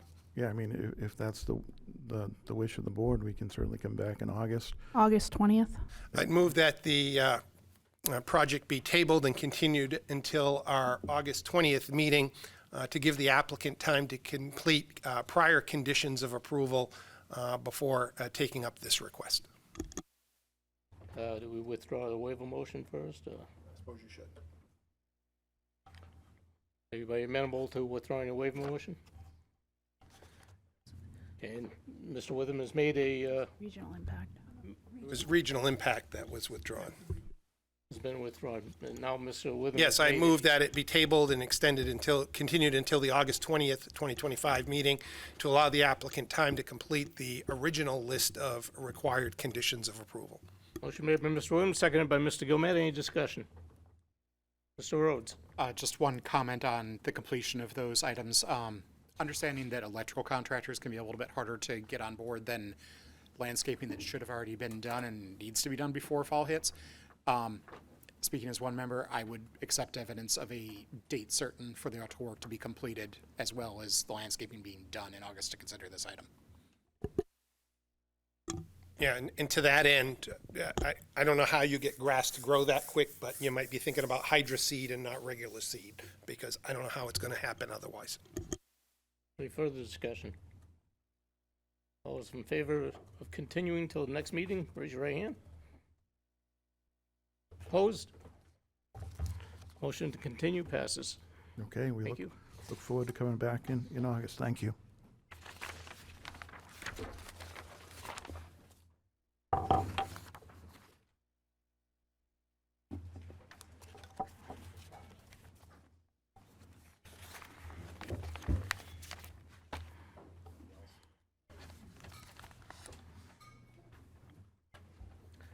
Next under new business, item 4D, Forget Management LLC is seeking a site plan amendment for landscaping revisions and shipping containers on a property located at 285 Route 108 in the Commercial Industrial CI District. Assesses map 47, lot 08, site number 10/2025. Director Mears. Yes, thank you, Mr. Chairman. The applicant is seeking to amend the site plan with the following revisions: to remove the landscape island and replace dead, dying trees on site with a Kwanzaa cherry tree. to install riprap along the frontage of the property. The Public Works Department does not support the site plan amendment request and recommends that the riprap material be placed over the city utility easement area, be removed and placed loam and seed in the swale area due to the impacts of the city. Should work need to be done in this area, such as an emergency excavation. To have 3 8x20 storage containers on site. It was indicated at the July SRTC meeting that these are being used for temporary storage until the applicant can move forward with the future expansion. And the board should discuss this if storage containers are allowed on site and the time frame for how long they can be allowed. This is ready for the board to review. Thank you. Application is ready to be accepted, right? Correct. Entertain a motion to accept the application. So moved. Motion made by Mr. Witham, second by Mr. Barry. Any discussion? All those in favor, raise your right hand. Opposed? Mr. Stoll, take it away. Thank you, Mr. Chairman. Bob Stoll at Tritech Engineering, representing Somersworth Nissan. I think we're here in response to some compliance issues that the building department had relative to the site. This is a site that was approved in 1995, built in 1996-97 era. It's a very attractive building, very attractively well-maintained site, but there are things that aren't identical to what was approved in 1995. Specifically, there were a few islands that were removed a number of years ago, maybe 10 years ago, that kept getting damaged due to snow plowing, so that they ended up removing those islands and paving over them. And we've got a number of trees that have died. Again, the landscape islands aren't as we would design them today. Tough time supporting good, healthy tree growth. But we are proposing to replace all the dead trees that have died over the years and get them started again, so that we can have better luck at them this time around. There is some riprap that the owners installed along their front parking area along Route 108. They were having difficulties mowing that slope that was there. The riprap is not necessary for erosion control. It was just a difficult slope to mow, excuse me. So we had guys out there with weed whackers trying to mow it, and it doesn't come out quite as nice as it should. So that being the front of their building, they came up with placing the riprap to provide a neater, cleaner appearance along the front of the building. And there are 3 storage containers at the rear of the site that are not visible from Route 108.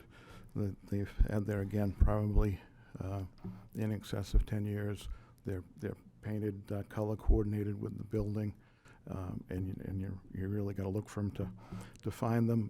But in fact, they don't meet the building setback, so they do have to be slightly relocated, pulled out towards the pavement more to meet the building setback. And as Director Mears mentioned, again, this issue will be solved of the extra storage when they do proceed with the expansion that we got approved a few years back. Those permits have expired, but when they're ready, they'll be back in and attempt to get that reapproved and do the addition that they had planned. In the meantime, they do need some additional storage there. But we don't think that they're again that they're really not visible from the public roadway at all. It's not an eyesore, and it does keep things stored better than leaving them out on the site. So that's what the proposal is. I'm aware of comments from the Public Works Department. I'm not sure that's, again, that was presented more from the eyes of the easement holder as opposed to a review agency. The Somersworth Nissan provided the sewer easement to the city of Somersworth, and it gave the city of Somersworth certain rights to do work in there. It did not restrict what Somersworth Nissan could do. I think it's a good appearance. The Director of Public Works said it was a good appearance. He just didn't want to have to dig up riprap if sometime in our grandchildren's lifetime it had to be dug up. So we would like to keep the riprap, and we'd like to slightly relocate the dumpsters, the storage containers, and we would, I think there's like 11 trees that need to be replanted. With that, I'd like to be happy to answer questions. Thank you. Open public hearing. Does anybody have any comments on this application? Director Mears, any correspondence concerning this? None this evening, Mr. Chairman. Seeing none, close the public hearing. Questions from the board? Mr. Rhodes. Okay, so addressing each of these points in turn. First off, the riprap. My understanding based on the presentation and what I read here is that this was installed but was not present on the landscape plan or original plan in the first place. The applicants dropped it on site as an erosion control measure without prior consult with the city or the planning department. Is that correct? It is. Okay, based on that and the DPW not wanting that on site, I think had it been discussed with the city, that concern would have been raised before installation. Applicant went ahead and put it in place. I think the applicant would probably need to remove it. I'm disinclined to override the DPW director in terms of the risk and concern that it presents. On the topic of the trees, rather than going through that again, I'll just ask Anna to copy and paste my comments on Quonset cherries from earlier. There's plenty of other species on the city list that would be suitable for the site. I'd recommend one of those instead. Finally, talking about the storage containers. The past couple months, we had a request to use storage containers on a site for, I believe it was Patriot Tractor. We had a discussion around that on the board, and the board pretty overwhelmingly voted against use of those over a multi-year term. They're not permanent storage solutions. They're a temporary solution. The city has an ordinance in place for a one-year time limit on them for multiple reasons, and unless we get that law changed, I'm not inclined to show any flexibility on that either. It's a professional business. It's not a rail yard. There's no point in having this sort of a temporary structure in a permanent capacity. We have these standards for reasons. Questions from the board? Mr. Witham. Thanks. Mr. Stoll, the easement where the riprap is, what utility is underneath there? Is that water or sewer? Sewer. Are there any manholes in that stretch? There is. There's one. I would assume one. It's not that long. There's one, and it's exposed to the surface. I hear the concern of the Public Works Director. The likelihood of us needing to excavate a sewer line is slim to none. Not zero. Maybe none is not an accurate term, but it's very, very low. If we were talking a water line, those break in the wintertime here and there. I think I'd have more reservation. I have less of a reservation with the sewer line. I do hear Mr. Rhodes. I can't believe that the property owner would just go and do this without seeking permission. You just can't do that, but they did. But I'm a little less concerned about our Public Works Director's concern. I think it's an outlier. The traffic islands that were removed, are those the A, B, C, and D that are on the plan? Is that what I've come to gather?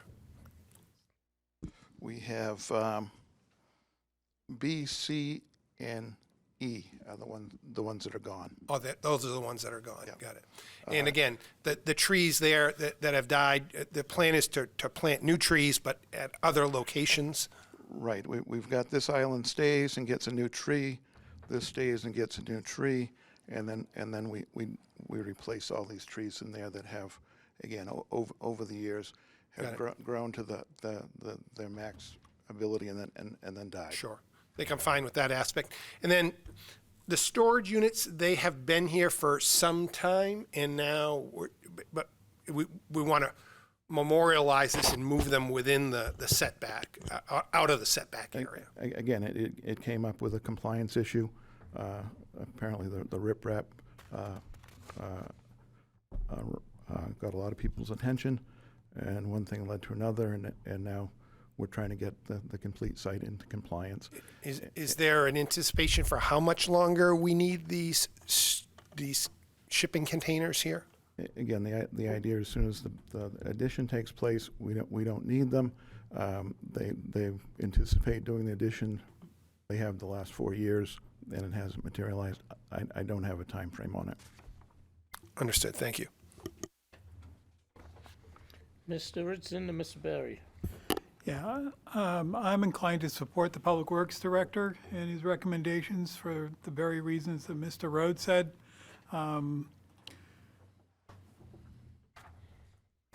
As far as the trailers are concerned, no, I'm not going to go with that. I'll leave it at that. Mr. Barry. Thank you, Mr. Chair. Yeah, I don't have an issue with the islands. That's fine by me. Also, I'm not a big fan of the riprap, to be frank. I don't appreciate folks coming asking for forgiveness, because that's what it is. Though, despite that, I'm still tempted to agree with Councilor Witham. I mean, if it's there, I don't think I'm that mean to make them rip it out, but if for some reason the city has to go in there and do any work, it's going to be at their cost. Okay, that's going to be my angle. So if they need to bring in a backhoe and need to rip out, then they're paying for it. And that's where I'm going to stand. As far as the containers, I mean, we just really put the Patriot Tractor applicant to the screws. We really hit him hard. We didn't give him any flex. Our recommendation to him was put up a temporary structure, something permanent. If you needed a fenced-in area with a temp roof, do it. The problem is you can't tell us when. You know, is it another 5 years? Could be 10 years. We don't know. So I don't think it's fair, and we're opening the door to the applicant right down the street. What's stopping him from coming and saying, "Oh, well, I'm going to have my work done in 6 months. Therefore, you should give me approval too." So we have to be fair and balanced. So with all due respect, I will decline to accept that waiver. Yeah, I do think we're a little bit different animal than the Patriot Tractor. That you have architectural standards, and if you're visible from the public roadway, you got to meet architectural standards. We're not visible from the public roadway. We don't need to meet the architectural standards as opposed to Patriot Tractor that was putting them out in front of God and everybody. Different animal. It's not the same thing.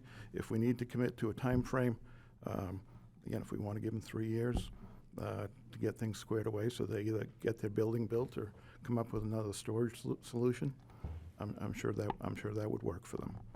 Sure, and I appreciate you saying that. I mean, to me, I would still reject it. 3 years is not okay. Our rules are very straightforward. It's good for 1 year unless extended by this board. 3 years is 3 times that, right? I can't get on board with that, Mr. Stoll. I can't. So my suggestion to your applicant would be go back and create a semi-permanent structure. Go through the process, go through planning, develop something. I'm not sure what they're storing in there, what the purpose is for it, but if you think you need 3 years, then build something that will last 3 years. Thank you. Mr. Witham and then Mr. Rhodes. Thank you.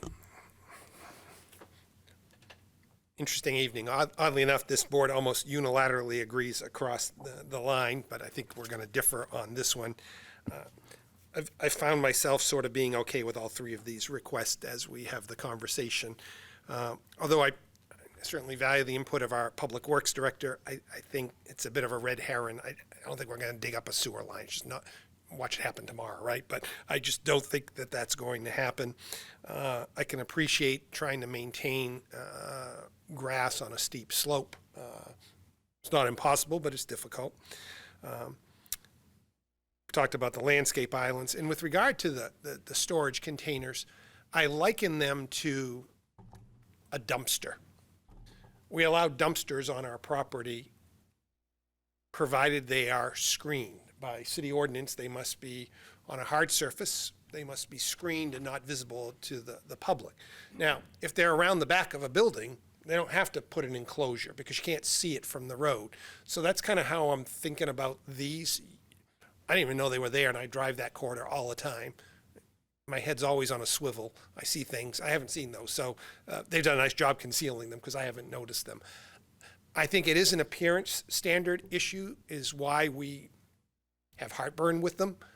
And I think in this case, it's not creating an appearance concern. It's like a dumpster in the back of the building. So as one board member, I'm sort of okay with these requests. Thank you. Mr. Rhodes, and then Mr. Gomet, then Ms. McNair. So addressing two of those issues. First one is around the riprap. My biggest concern with this is one that Mr. Berry raised. This is a request for forgiveness rather than permission, and I do not want to set the precedent of this board granting requests for forgiveness on submitted plans. That's a dangerous road to go down. Just because it's okay in this case, potentially, doesn't mean that it will be every time, and I do not want property owners thinking they can do this.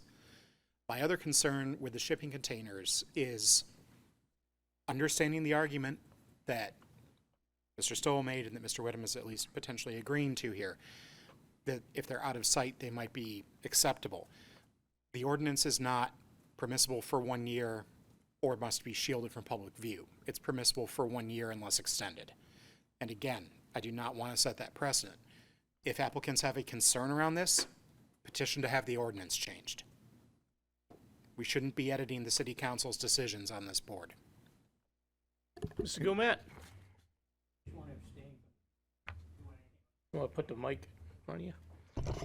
I'm related to the family that owns Forget, so I just want to not vote on any of this. Okay, so you're recusing yourself. Okay. Ms. McNair? Hi, thanks for coming out. You're having a rough night. You Sorry. noticed that, huh? Yeah, no, I don't envy your position, but I certainly do sympathize with it. Just to kind of, I appreciate that you've come forth with these plans and the reasoning that you've given for those things. I'm a little torn on it, to be honest. For me, I don't see a problem. But also, like, they broke the rules. And, you know, with the riprap, I agree. I'm in complete agreement with Council Whittam. I think, yeah, it's already done. We should not set the precedent that it should be done. But to Mr. Berry's point, should an event come up, they should be held to a standard that at least they have to pay for whatever the city has to do with that area. Where the islands come in, I mean, I don't have a problem with that. The trees, obviously, none of those cherry trees. But those are real problems. I am honestly in awe at Mr. Rhodes' knowledge of these trees. Like, that one stinks and that one's no. And I am in awe, absolute awe of those things. So I'm almost 100% going to side with whatever he says where landscaping is concerned. And to the container issue, when it did come before, I wasn't even at the meeting for Patriot Tractor, but in talking about it with Mr. Berry, I was also, no way, I don't want that. But to your point, also, it is out of sight. I think we've bought 3 cars from Somersworth Nissan. I've been there multiple times. I have not been on the grounds and have never seen the containers. That being said, it is another rule broken. You know, and when we're not playing by the rules, I'm not inclined to support that. But again, no harm, no foul also. So I'm really struggling with this one personally. I personally don't think any of these things are at issue on their face, but kind of on principle, it's a really, this is the one hard call I've come to. So I'm really struggling with that, and not having an idea of when that work is going to be done is really problematic for me. Not knowing, 3 years is too much, and what would be the additional cost of doing some sort of a temporary structure, only because that statute is there and we have to be compliant. No, understood. And just a couple things. Going back to the expense, you may have experience.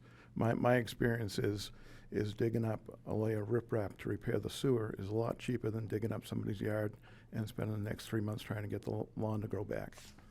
I don't think it's an expense issue for the Public Works Director. this due and ask forgiveness thing, I don't think that Nissan ever envisioned a site that they built 30 years ago that they couldn't go out and dress up their front yard in the manner that they thought was appropriate.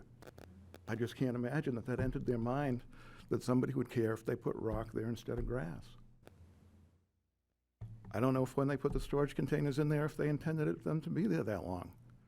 I don't know if they knew there was a rule that they can only be there a year.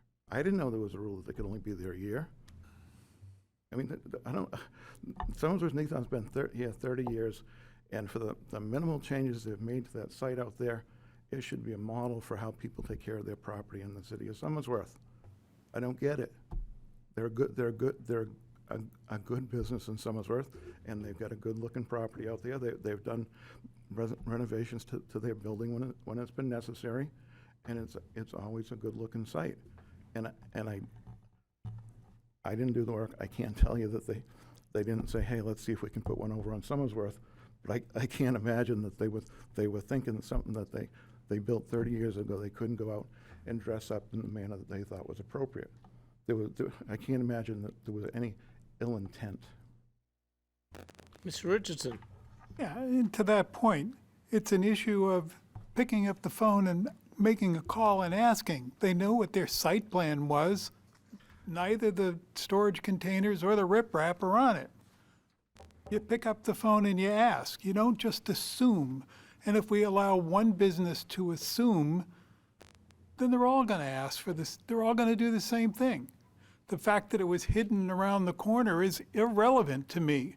It was an assumption made that, oh, we'll just do this without picking up the phone and making a call. I don't get it. I honestly don't get it. A good business, fine. You know, sold lots of cars. People go there and get their vehicles serviced and everything else. Wonderful. But pick up the phone and make a call. And that's the biggest reason why I want to support the Public Works Director. Somebody could have given an answer. Nobody bothered to ask. Just assumed. And I'm not going to go for that. Not at all. Not on this one or not anybody. Mr. Horton, then Mr. Witham, then Mr. Rhodes. Thank you. Here's where I'm at. I agree. I think, the intent was in the right spot to try and maintain their site and keep it looking presentable. I'm in favor of leaving the riprap. I think having to dig all that would just create additional erosion control issues and disturb the site even more. As far as the containers go, I think maybe from here we just give them a 1-year deadline from here to try and resolve his storage issues with either move that material inside or come up with a better solution. And lastly, I'm good with the removal of the islands and improvements to the landscaping. That's where I'm at. Thank you. Mr. Rose, Ms. Witham, Mr. Rose, and Ms. McNeil. There we go.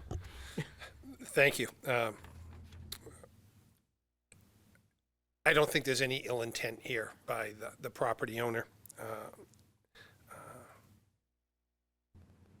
I understand our value set in terms of we have rules, we should follow them. I don't think there was any intentional malfeasance by the property owner to do something contrary to their site plan. It was an oversight, a mistake. Again, the site plan was approved 30 years ago. I tend to agree with Mr. Stoll that they weren't thinking site plan. I think the riprap looks fine. And I'm backing up thinking 30 years ago, had the site plan had riprap along that front edge, would the planning board have said yes or no to it?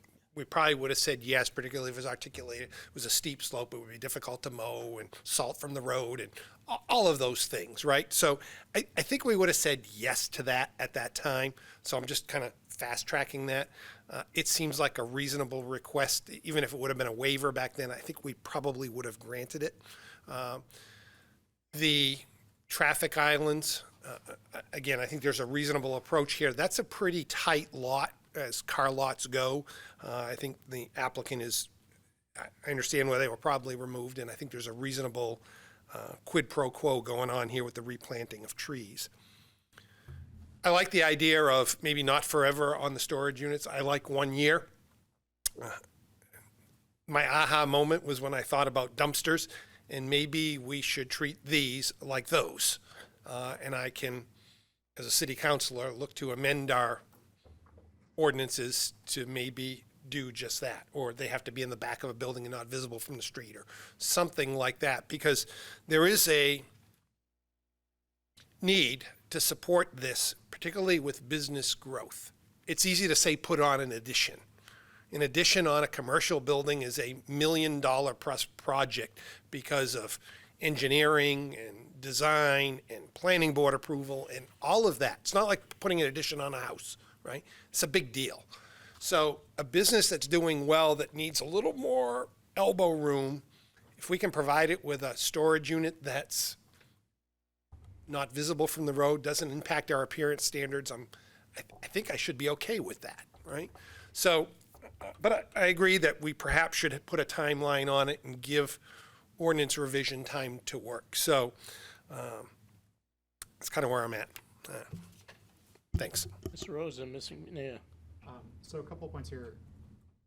First off, not to further mutilate the body on the riprap. If there had been a request for a waiver beforehand, there's a lot of ifs here. If the DPW director had raised a concern at that point, would we have addressed it differently? Would we have granted it? A lot of money quarterbacking there that I'm not inclined to countenance.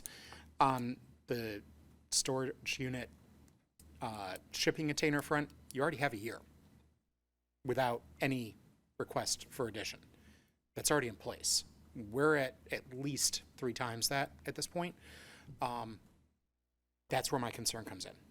If there's going to be longer term use of shipping containers on site, the dumpster rule may be applicable for some additional time. The difference between a dumpster and a shipping container is you have alternatives for a shipping container. You have a year to build onto the facility, or at least get plans in place to do it.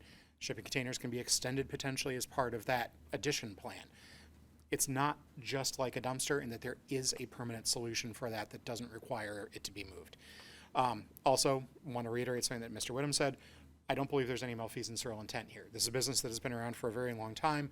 They're trying to continue their business. They're doing these things in an attempt for continuance there. I don't think there's ill will. I think there's oversights and lack of picking up the phone and calling and finding out what they should do as opposed to just going ahead and doing it.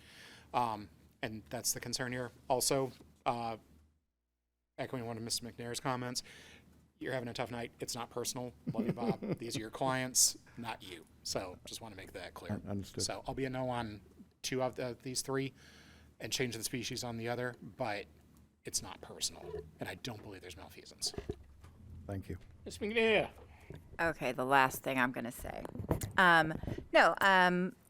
Listening to you, I also, and kind of just processing all of this in the moment, no, I agree that they probably just, let's put some rocks out front. As somebody who has, it takes one manager who doesn't know what they're doing to make a bad decision, that we should, for me, not penalize a business that has been here forever because of some ill-informed or uninformed decisions made short-sightedly. So for me, I feel like I would be inclined to, with the exception of the trees, really allow some grace here, with the understanding that that's not always going to be a thing. Like, you can't just go doing whatever you want as a commercial business, knowing that we have to go through site plans as a matter of process. People should understand, if you're a business owner, that's just, there are processes for everything that have to do with a business. But for me, I don't feel like penalizing a business that's been here doing great business. And to your point, the site looks great, except for how crowded it is. So yes, islands, buy. Like, it's hard to get around there, as somebody who keeps buying things from them. So for me, I feel like I'm okay with most of this, with also a time limit for any storage. It's already been there for 3 years, and nobody really, or however long it's been there. It's already been there. And that's not to say it's okay, but it's already not causing harm. And again, why are we penalizing a good business in the name of principle? Sometimes I think that is kind of appropriate, but also other times, businesses should be allowed to grow. Businesses should, we're a growing city. We're on a growth trajectory, and if we're to continue that way, for me, we have to be amenable to our businesses and people wanting to come in here. If the message that we're sending is we're difficult to do business with, we're not going to get any. But we should definitely be sending the message like, please understand that if you do not follow the rules, there are consequences. So for me, I'm okay with this. Again, I wasn't sure what the problem was really, and kind of hearing everybody talk about it, I kind of have a better understanding, and I really think that we should allow this for the sake of growth, for the sake of moving our town forward, for the sake of, hey, thanks for doing business with us for 30-something years. Maybe we can overlook a mistake, or a couple of mistakes, Sometimes it's bad management, and, while the owner is responsible for that, maybe not directly, So anyways, that's me. I'm inclined to just kind of let things lie, but see what everyone else says. Thank you. Any other comments? Entertain a regional impact. I'll move that the project does not have any potential for regional impact. Motion made by Mr. Witham, seconded by Mr. Richardson. Any discussion? Those in favor, raise your right hand. Opposed?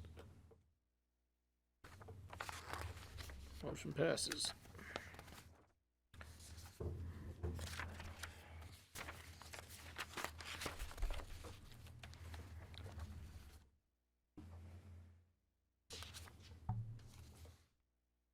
Looking for a waiver request motion.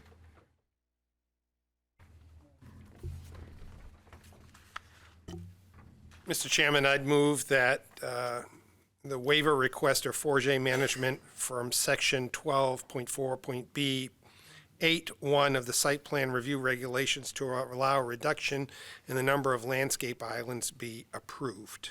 Motion made by Mr. Witham, seconded by Mr. Horton. Any discussion? Mr. Rhodes?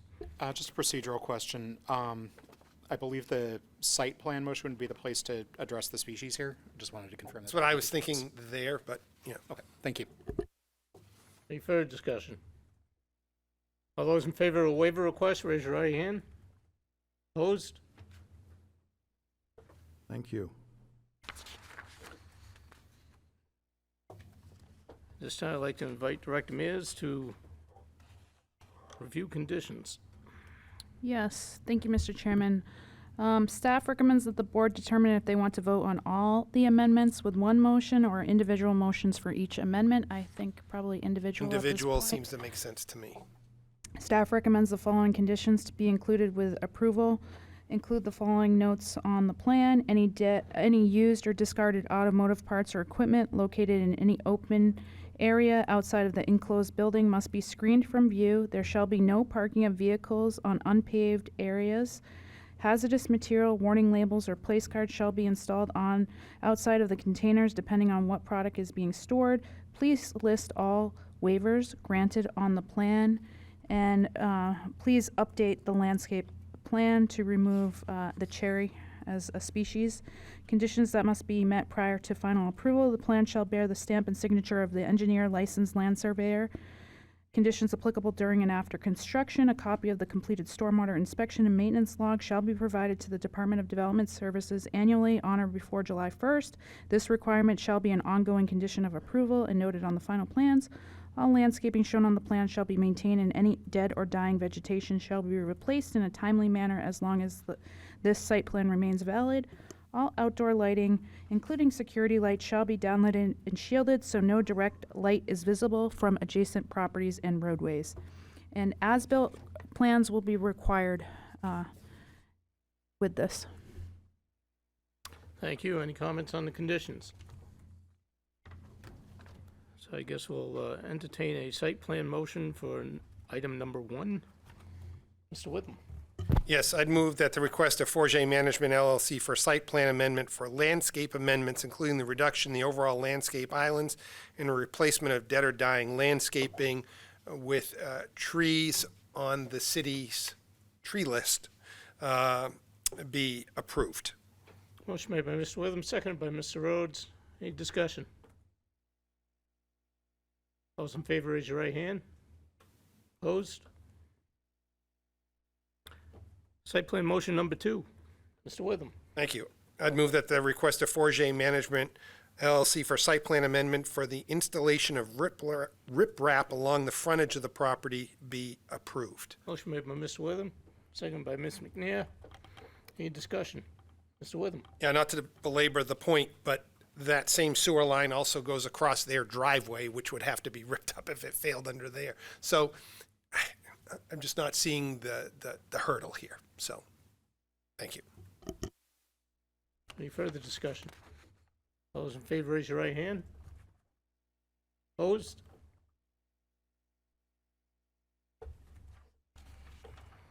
Site plan motion number 3. Did that pass or not? I did not count. 4-3? Good. Thank you. I'll make the last one as well. I'll move that the request of Forget Management LLC for site plan amendment for storage containers to be located on the site for longer than 1 year be approved for a period not to exceed the end of calendar year 2026, and that any hazardous material warning labels or placards that may be required be installed. Motion made by Ms. Witham, seconded by Ms. McNair. Any discussion? Those in favor, raise your right hand. Opposed?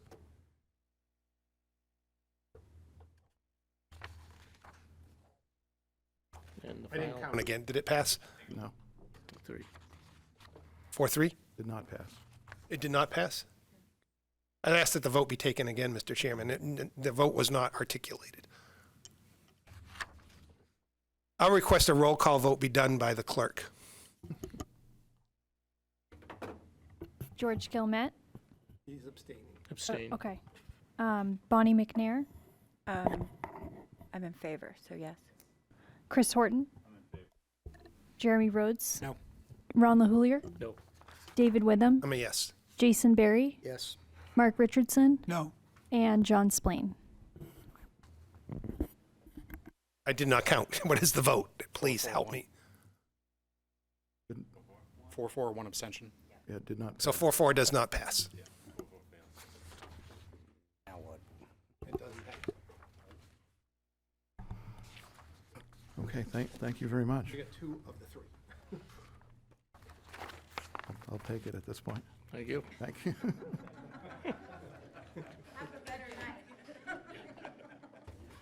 Thank you, everyone. Bend your arm and run, right?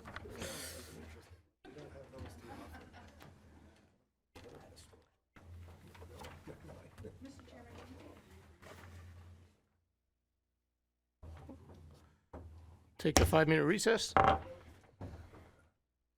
we ever had a tie vote here? No.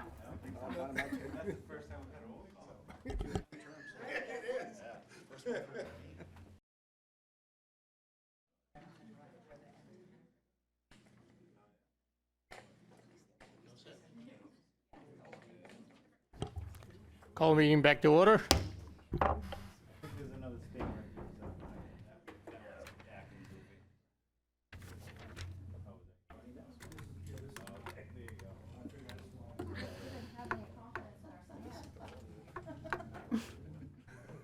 It's looking not great. It's been a rough night. Last 3. It's been a long night for the stand. Yeah. We're hoping some of the blood lighting is over. New business under item 4F.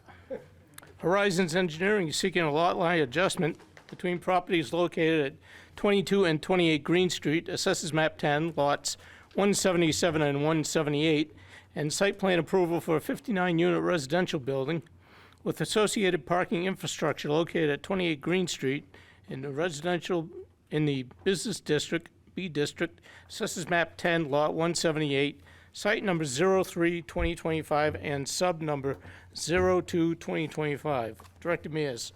Yes, thank you, Mr. Chairman. The applicant is proposing to demolish the existing building and construct a new residential building with off-site parking. The applicant is proposing to construct 59 residential units. The applicant is proposing a lot line adjustment to transfer .11 acres from map 10, lot 177 to map 10, 178 for a new lot size of 17,306 square feet to accommodate the new development. The property is located in the business district with form-based code area 4, residential sub-district overlay. Residential multifamily is a permitted use with the requirement that the building be at least 2 stories, and residential is allowed on the first floor. The business district does not have a minimum lot size requirement. 89 parking spaces are required with the proposal of 59 residential units, 1.5 spaces. No parking is proposed to be located on this lot. Applicant is proposing off-site locations for parkings, the alternative parking solution that provides 1.3 spaces per unit, similar to the 22 Green Street project. A 1.3 unit parking ratio would be required, 77 spaces. 8 spaces were previously located on 28 Green Street to benefit the 22 Green Street development. The applicant is proposing to relocate those spaces and provide 86 off-site spaces. There is a House bill right now, House Bill 14, that's going before the governor's office that reduces those number of spaces down to 1 space. Planning is kind of waiting to see where that is. Site design with sidewalk and surrounding buildings. Third-party review of the Green Street water system hydraulic analysis has been requested to be completed through Wright Pierce for water capacity review commenced on 7/10 after receipt of funds. Comments are pending. We are waiting on third-party review of the drainage infrastructure requested at the July 3rd. Upon receipt of the drainage report, contract has been received. We're still waiting on that. This is redevelopment of an existing site, and the drainage will be improved on this site. So that's why planning staff felt that comfortable that this project move forward. Staff recommends accepting the application as complete to begin the review process, but the board not take final action until the third-party review reports have been received. I think that the board can review regional impact and the waiver request tonight as part of this project and discuss parking. Thank you. Thank you. Entertain a motion for application acceptance. So moved. Motion made by Mr. Witham, second by Mr. Berry. Any discussion? All those in favor, raise your right hand. Opposed? Motion passes. This time, I'd like to invite Horizons Engineering to make their presentation. Thank you, Mr. Chairman. Adrian Peroni from Horizons Engineering, representing the ownership of the property 28 Green Street, Somersworth, LLC, for the development of a 59-unit project here at 28 Green Street. If it's okay with the board, I'll just go through kind of the plan set quickly, kind of show the highlights of the project, then kind of open the floor for discussion after that. Our first sheet in our packet was sheet S1, which is the Alta survey to show the property. Big thing I want to show on the Alta survey is that there is an existing parking and drainage easement on 28 Green for the 22 Green Street development. That's to the north of the site.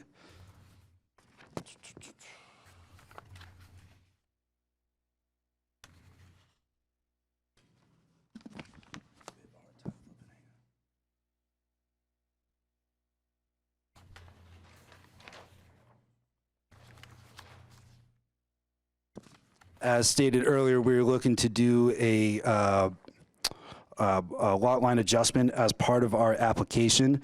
Currently, we're requesting for 28 Green Street to receive approximately 4,949 square feet on the northeast portion of the lot from 22 Green Street to expand the lot there. Thank you.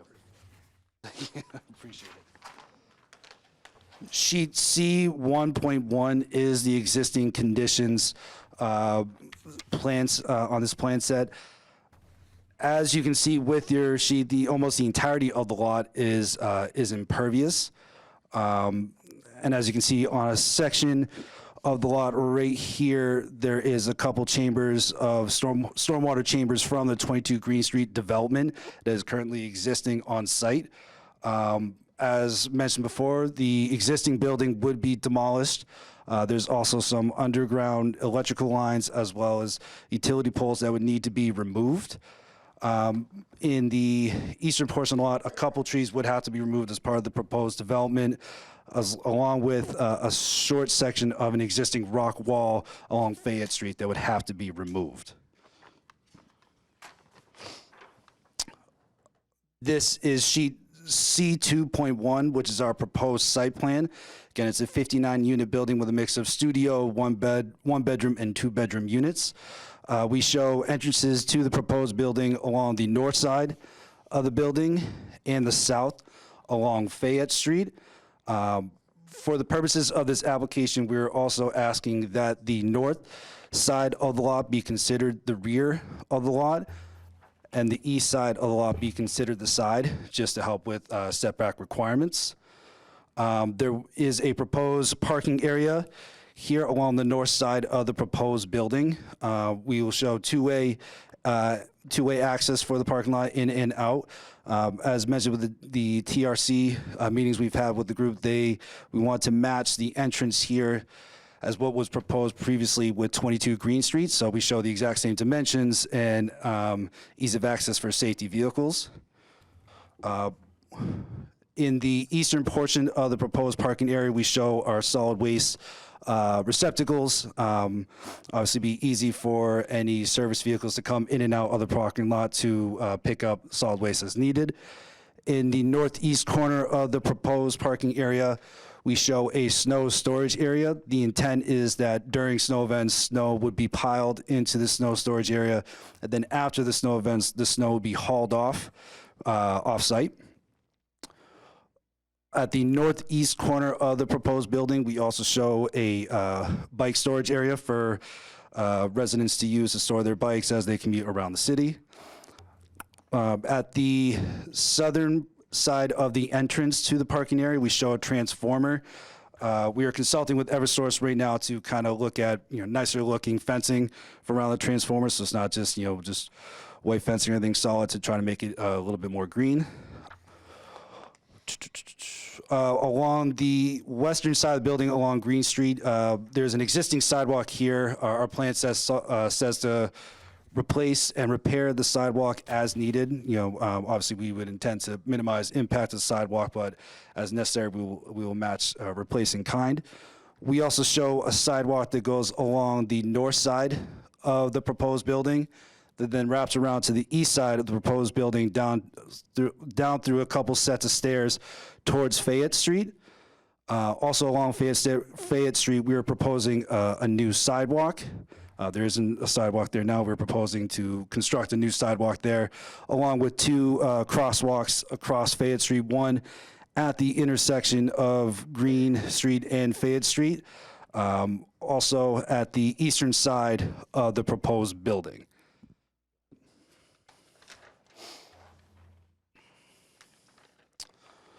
Sheet C 2.2 is our utilities plan. We are proposing a 6-inch ductile iron potable water, as well as a 6-inch fire protection line that would come from the main along Green Street towards the northwest corner of the building. Along with the fire protection line that we're proposing, there are 3 fire hydrants within a 250-foot radius of the proposed building. We have one outside of the 22 Green Street development. We have an existing one outside the intersection of Green Street and Fayette Street. And there's also a proposed fire hydrant to be constructed along Elm Street behind the 85 Elm Street building, or the agent's house. We're also proposing an 8-inch PVC sewer line that will connect out from the building along the southeastern corner of the building to an existing manhole structure on Fayette Street. It will require a sewer easement with the 85 Elm lot ownership, which is the same ownership as this project. And as mentioned before, with the drainage easement, we are also proposing to expand the existing stormwater system within the parking area. This expansion will connect the roof from the proposed building as well as the repaved parking area. As shown in the drainage report that we submitted as part of this package, the expansion of the system will still comply with town regulations for outflow discharges.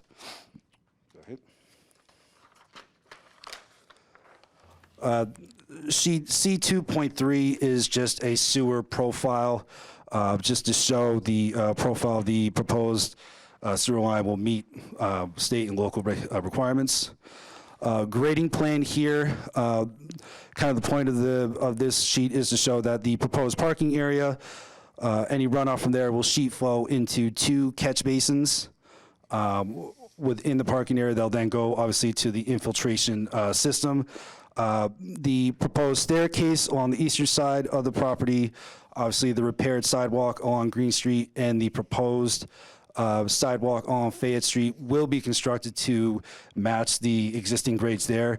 The only other thing I want to point out is that there will be, we are proposing 2 retaining walls along Fayette Street.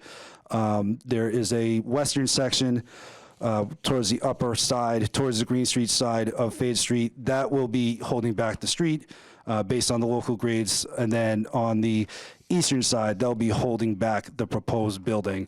So you'll see it's kind of a 2-system retaining wall structure. Go ahead. Sheet C2.5 is our parking plan. Again, as mentioned, City of Somersworth requires 1.5 parking spaces per dwelling unit. As with the 22 Green Street project, we are seeking approval for a 1.3 parking space multiplier, which again would require 77 spaces.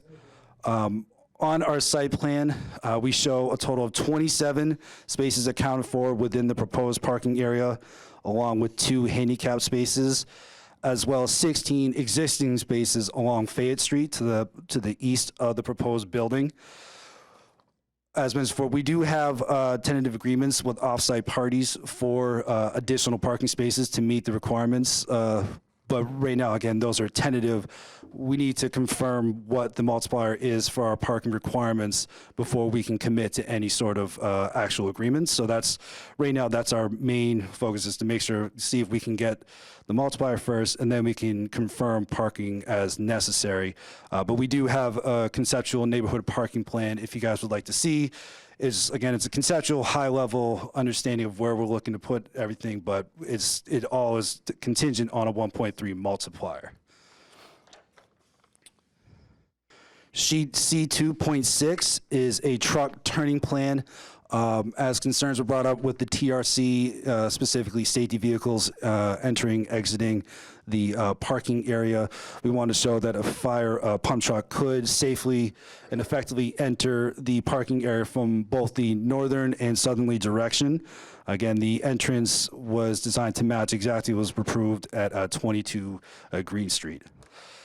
The next few sheets, you can kind of keep going, are just typical erosion control and seating details, utility details, construction details, again, showing for curbing and retaining walls, and along with sidewalk details. Sheet C4.1 is a landscape plan that we submitted in the package. Again, we are proposing trees, shrubs, accent shrubs and foundation shrubs kind of across the site. No cherry trees, No. No. No. You can flip. Sheet A1.01 is a architectural layout. Again, it shows a mix of the 2-bedroom studio and 1-bedroom throughout the building. Sheet A3.01 is just a rendering of the exterior elevations of the site.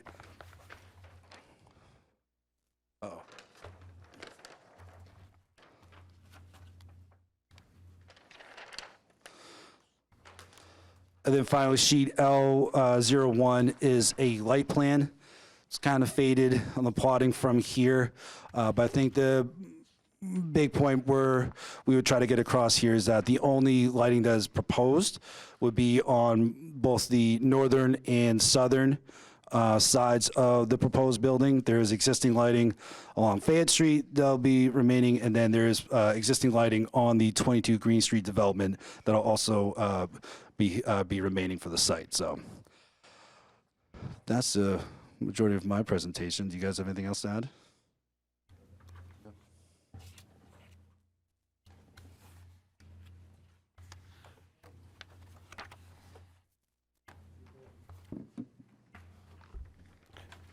All set? Open the public hearing. Does anybody care to comment on this application? Yes, ma'am? Come up to the podium, state your name and address, please.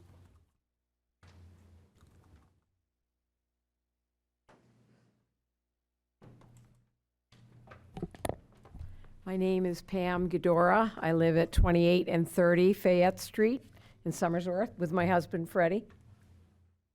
We've lived there for 35 years. When we bought the house, the garage across the street, we were told, was in the historic district, and we understand from speaking with some of the very nice people at City Hall, they told us that was revised and is now, they're able to build on it. Our concerns, first concern I have is about parking. We're very concerned about it. I have an elderly mom that's 94. Parking has always been pretty easy. People have allowed us to park right near our home. We have really nice neighbors, but the neighborhood's going to change quite drastically with these kind of developments, and we're concerned about it. We've never had our sidewalk plowed. It's not in the city planning that Fayette Street is plowed, so I don't know if that's going to change. We also don't have West Alley plowed, so all of the people on West Alley pile their garbage in front of our house during garbage disposal. So I don't know if any of those kinds of things are going to change, particularly if you change Fayette Street into a one-way, which I know is part of their proposal. I'm also concerned about the lighting on the building, that it might cause some shining into our house, because we are going to be directly on that side of the development that they're proposing. My husband's asking how long the construction will be for the building and what kind of impact it may have on the traffic patterns on the street.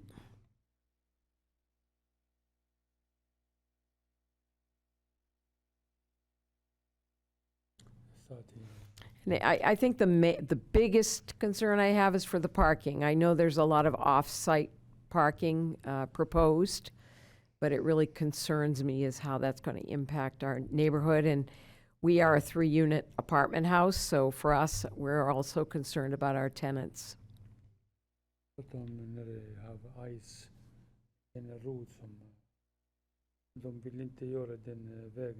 Yeah, I said that.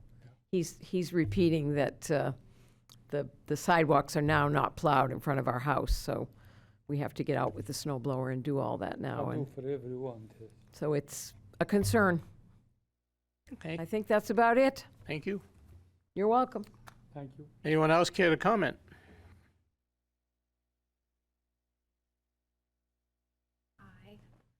My name's Melanie Benoit. I live at 27 Green Street. We're owner occupied. We've been there about 18 years probably. I'm going to echo Pam's notes or responses. I'm a little concerned about parking. Same as her. We have the duplex. We've always had our kids in it, so we've always been able to park in front of as well. And right now with all the construction, the parking is insane. We have a unique situation. One of our driveway backs right out to Fayette. So we have the traffic from Fayette. We'll have the traffic from this as well. Both of our driveways run into both of those roads. So that's a concern as well. The traffic right now is crazy. It's hard to get in and out of our driveways. I know that it's also from all the power lines that are being updated as well. But I just echo, like, I think the parking is probably my biggest concern. I'm excited for some of these projects. I'm excited to see the development in our neighborhood. We need it. It's long overdue. Just parking I'm a little concerned about. Otherwise, I think this is amazing. I'm excited for it. Yeah, that's Right, it. thank you. Thank you. Anyone else care to comment? Director Mears, any correspondence? None this evening, Mr. Chairman? Seeing none, close public hearing. Questions from the board? Mr. Witham. Yeah, this is a terrific project. I think it just builds on what is already taking place there. I think parking is a discussion we need to have as a board here, and I just want to go back to 22 Green Street with the conditions of approval there. And I know we're not at the finish line yet, right? The building's taking shape. But we did require that as a condition of approval that actual parking spaces be delineated on Green and Fayette, so it's not haphazard and people can't park too close to intersections. It would be done in coordination with the city, because right now there are no designated parking spaces on street. It's just sort of haphazard. So I think by doing that is going to help. And I might suggest that because of this added potential demand of on-street parking, that we carry that delineation of parking spaces a bit further south to the intersection of Franklin Street. So it's another block, but I think it would help. So it would be Green from basically Washington to Franklin and Fayette that would have the parking spaces designated. They're painted, much like out front of City Hall here, sort of to the satisfaction of the city. I think that would just eliminate some of the haphazardness of this. I like the idea of the new sidewalk along your property line on Fayette. My guess is, and I don't know this for sure, I'd have to go look at it, but one of the reasons that we do not plow Fayette Street sidewalk right now is that the sidewalk is either too small or in disrepair, and the sidewalk tractor just can't get there because it's a big piece of equipment. So I appreciate the property owner there snow blowing it, so nice job. I'd probably do the same thing, but I think having a new sidewalk along Fayette, along your property there, would allow the city to perhaps maintain that sidewalk. So I think that's a good approach. I do note in your detailed plan sets that you do show handicap tip down at the two crosswalk locations. I would assume that that would be on the other side of the street as well, so we would mirror that. And that retaining wall on that upper portion of, it looks like the sidewalk is elevated from what might be like a well of the building. Is there like a railing at the top there or some detail of that nature? The detail does show a railing at the Yeah, top it looks of like it. from an Correct. end profile, there's some sort of railing there for pedestrian safety. Then Correct, yeah. As well as on the eastern side where the building is above the sidewalk, there is a detail for a railing at the top of that as well. Sure. Very good, thanks, I appreciate that. Yeah, I think the biggest thing we just need to wrangle with is the parking. I think as we heard the director report, the state continues to try to make changes that allow for a lot of flexibility for residential development. I'll save my soapbox speech about the state telling us what to do for another time. That's not our issue, but I think that the idea of less and less parking spaces is where we're headed, not more and more parking spaces. I think we're already sort of there here in the city with our what we've done already with 22 Green Street, so I'm in favor of doing that here. The off-site parking, I think, is a reasonable approach. Quite frankly, the applicant has to do that in order to be able to effectively rent their property. So it's in their corner to do that, right? So they're going to do it, right? Because if they don't do it, they're not going to be able to rent their property, or they're going to have upset tenants, or both. So I'm going to rely on them to manage that. Again, I do want to manage our on-street parking. You know, another contemplation I hear about a 94-year-old, as we delineate the parking spaces, can we identify a spot or two for a handicap one that could be delineated? I know in the downtown, there was on-street a handicap spot for every so many parking stalls. And I don't know what that math is, but something to contemplate as we move in that direction. But generally speaking, I'm in favor here. Now, is 10 Green Street and 2 Pleasant Street part of your apartment portfolio, or are those other people's properties? 10 Green Street's not. The And Green Street's the old Greek church. No, that's not us. Okay, because they have parking spots for their people, and also 2 Pleasant Street. Yeah. I didn't know if some of your So we as clients would encroach on that. No, I don't think so. Actually, on 10 Green Street, one of the areas that we have is 67 Elm Street, which we're proposing as part of our off-site parking. That does have some easement rights on the 10 Green Street parcel for some parking. But yeah, that's kind of where it is. Yeah, again, a concern in that area for the parking is that many people own duplexes and triplexes, and they kind of try to rely on on-street parking also. So I don't know how this is going to kind of work out. That's going to be an interesting question. Well, I think there's ample parking in the area, particularly the way we're proposing it in the off-site lots. There's a couple of vacant or underutilized lots in the kind of immediate neighborhood around this property. And I mean, one of the goals in your ordinances is to kind of encourage compact development in this downtown area. So kind of as a matter of policy, the alternative really is to like have lots more parking lots in downtown, which I think ultimately is maybe a bad policy outcome over the long term. So we were trying to kind of think proactively about where we could put some parking consistent with the ratios that have been approved for 22 Green Street, and also I think the Jim Bird project down by the river, which also, like to Councilor Williams' point, we have kind of like a market balance on this. Like if we don't have enough parking spaces for our tenants close enough to the project, they will not rent from us. So we're kind of aligned with the city on this. Okay. Mr. Horton. Sure. Richardson and Berry. I'll just say welcome back, Mr. Stebbins and your team. I think this is an exciting phase 2 for this neighborhood, and continuing on with what's going on now. So I'll kind of just talk to a couple of your proposals. I think I'd be interested in learning more and kind of investigating the Fayette Street parking solution. So creating that as a one-way street and kind of building that out with additional parking. I would be in favor of kind of seeing more on that scale.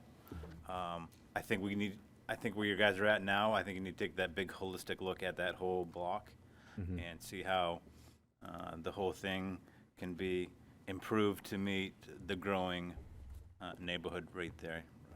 Right, so I'm in favor with the 1.3 count. I'm good with that. I think we just need to get creative with and find smart solutions to what's available there and what can accommodate to that size, that additional phase of housing. One of the abutters talked to lighting. I think what's kind of notable is that everything will be downlit, shielded, and kind of in the long, I don't think we're proposing to add any Yeah, I think new lighting. that lighting's all there. Oh, it is, okay. Right. Okay, There's okay. no additional lighting coming onto the street. That direction. Gotcha. Yeah. There's already street lights there that might follow that parking. Okay. And I'm certainly in favor of having the appropriate lighting for the space, as long as it's not, spilling out into neighboring properties. Yep. And then I think lastly, another comment was, it's a huge needed development. I think this is a great project, a redevelopment of that whole parcel, and looking forward to it. So Thank you. I appreciate it. Mr. Richardson. Yeah, first of all, thanks for waiting to be the last Happy to be tonight. here. And thank you, residents, for waiting this long, too.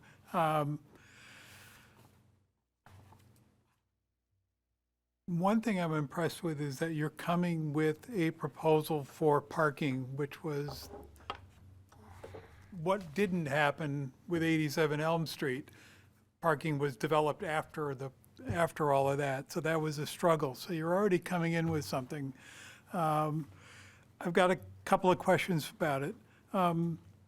Just to use the parking lot at Shivers Market as an example, I think it said that they were willing to rent 20 spaces. Now, are they renting those 20 spaces to you, or are they renting those individual spaces to residents? That would be to us. So we'd kind of block lease the parking spaces. I appreciate that, because that kind of takes I'm sure it's added into the cost of the units and all of that, but it cuts that out of the tenants, something extra that they have to do, so I appreciate that. That parking is, it's really complimentary parking, where when they need parking, Okay. tenants are usually off at work, and then when they come back, the market, it's good. It's even better. Parking. Yeah. Even better, okay. Just in general, there's a lot of excess parking there. That's And not used. that would be the same with the other parking that you Yep. propose. Okay, perfect, I like that. I do like the idea personally of Fayette becoming a one-way street, but I'm curious as to what the residents in the neighborhood would have to say if that were going to be a proposal coming down the line at some time. And that also has to kind of run through the city staff and the city council as well. Right. So we've just had kind of very initial conversations there that just so that you guys are ready. And our thought was that we'd kind of be making some sort of public contributions to the public realm, like improving Wyatt Street, with new road and sidewalk to kind of complement that and help the city out a little bit. Terrific.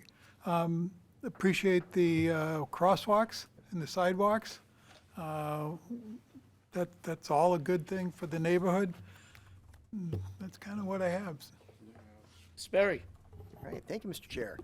Hey, guys, welcome back. I was wondering when I was going to see you guys. Well, we've already conquered Everest. Now on to phase 2, right? So I have a couple of other notes. A lot of really great stuff said tonight. First off, to echo Mr. Richardson, I love that you guys are coming forward with off-site parking ideas. That's really great. That solves a lot of problems. I also really like the idea of one-way parking on Fayette. One thing you could do if you go with one-way is introduce angled parking. So your density goes way up, We were thinking right? the same thing. Which helps your butters, gives them place to park. And one thing that it came to mind as the abutter was speaking. In the case where you have somebody that might be elderly, that might need special needs parking, could they work with city staff to reserve a space for them? Is that something that can be issued by a permit or something along those lines? I would have to look into that and what the process would be for that, but I can follow up with that. I don't know. I mean, I'm sure it's going to happen sooner or later where somebody that is older in life that might need it, or even younger and is disabled, handicapped in some way, shape, or form, they might need access, right? So there may be options, okay? All right, so back to the site here. Love the design. You guys are staying consistent with your original project, correct? Board batten, same general color scheme, all that? That's the idea. We wanted to kind of Nice, good. That solves a major problem. We don't have to debate that.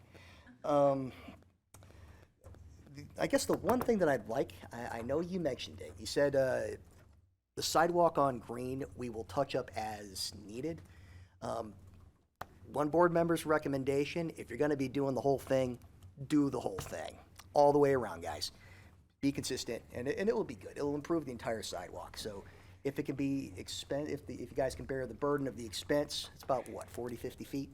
So be consistent, put it in. I'm gonna push for it. I'm gonna let you know right now. Beyond that, I'm happy with your upgrade of your infiltration system. It looks really good. Everything else looks nice. Your utilities, all of your on-site amenities look great. So I think you're well on your way to having an approved project. So Best of luck to you guys. Thank you. Mr. Gilmet? I, for one, would this project because to make that corner look better than it does now would be the best thing that could happen in town. I mean, if we could get that to happen on Main Street, Your microphone. I think we'd be in pretty good shape.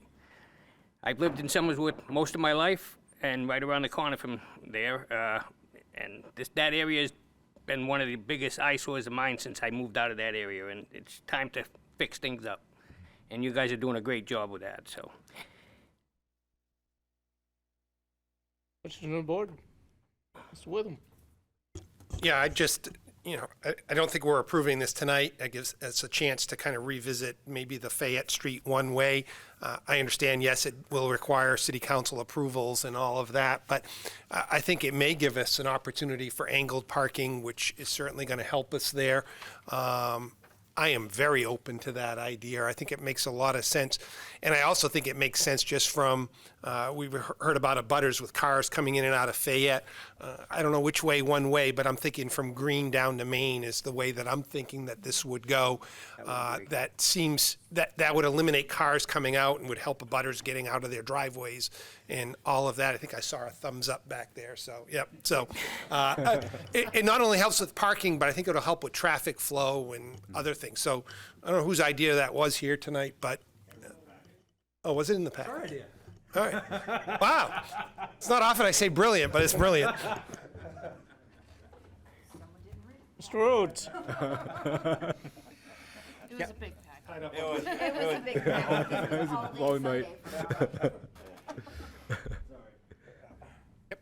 Just to echo a couple of points here, no concerns with the 1.3 ratio whatsoever. I think tighten that up with the offsites, getting those dealt with, and you'll have no objections here.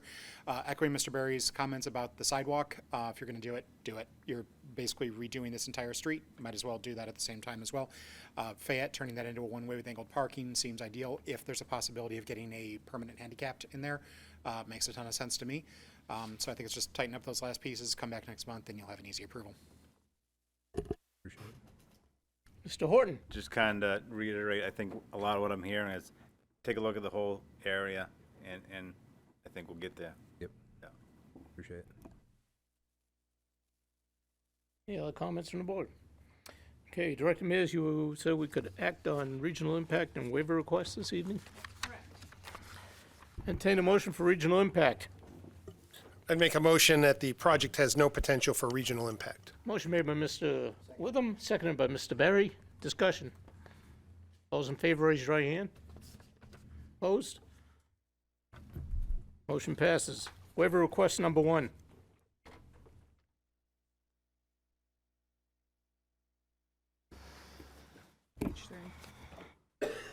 Mr. Horton? Yeah, thank you, Mr. Chairman. I move that the request of Horizons Engineering for waiver from Section 1210A and B of Site Plan Review Regulations requirement to provide on-site parking, on-site park and recreation be approved. Motion made by Mr. Horton.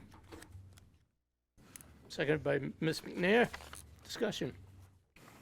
Those in favor, raise your right hand. Opposed? Waiver is granted. Entertain a motion for waiver number 2. Mr. Horton? Waiver number 2, I move that the request of Horizons Engineering for a waiver from Section 1211 of the Site Plan Review Regulation, the requirement to provide information relative to schools' availability, be approved. Motion made by Mr. Horton, seconded by Mr. Richardson. Any discussion? Mr. Rhodes? So we hadn't talked about this one to this point, but there's availability in the schools that's fairly significant. I don't think there's any real concerns around that. For any other developers might be listening, get in before those schools fill up, and we'll keep granting these. Mr. Witham? Yeah, we have school capacity. Our enrollments are flatlined, if not down. I welcome the day to see our enrollments going up. That being said, I am not thinking that this is going to produce a lot of school-age children. My storybook development on this whole project is the Sunningdale development with 89 single-family homes. We had a line of people out the door to the sidewalk talking to us about how it was going to impact the schools. And last time I checked, there are 2 kids in our school system from 89 homes. It's not a thing. Any other discussion? Those in favor, raise your right hand. Opposed? Waiver is granted. Entertain a motion to continue to the August meeting. I'd move that the application be continued until the August 20th, 2025 meeting for further development of site plan and third-party review. Motion made by Mr. Witham, second by Mr. Berry. Any discussion? Those in favor, raise your right hand. Opposed? Move to the August meeting. Thank you very much. Thank you very much.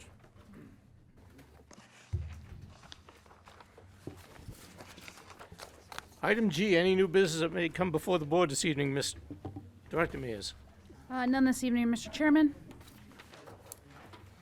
Any workshop business? None this evening, Mr. Chairman. You. Communications and miscellaneous. Just a couple, real quick. Mr. I'll Horton. make them real brief.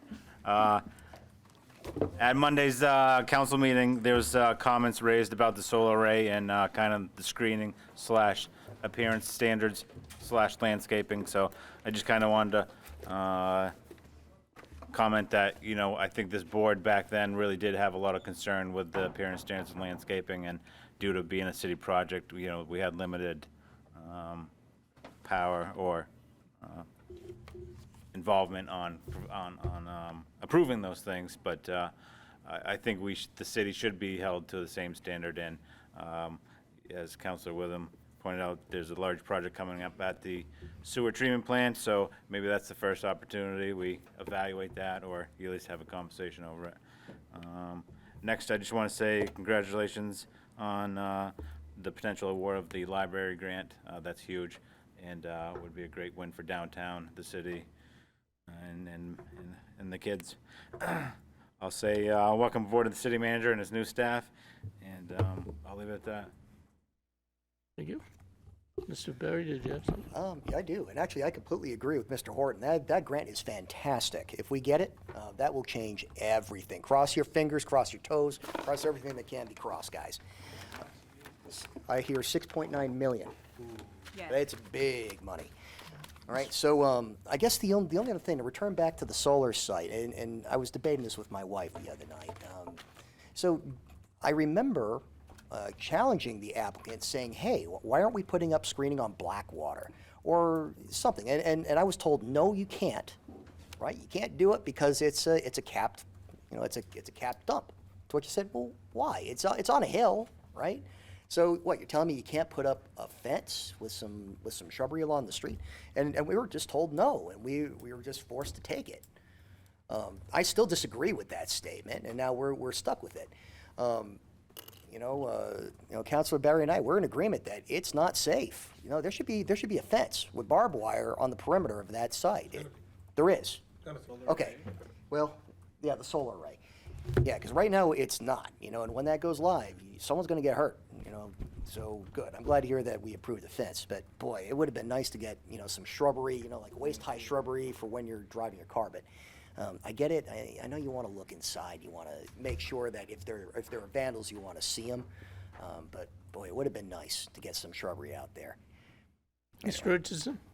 Yeah, I just want to, I mentioned to you before we meeting tonight, for the next meeting, my wife and I will be out of town, so I won't be here, so alternate may be needed. Give it a notice. Yeah, I'll let you know a few days before. Thank you. Mr. Witham?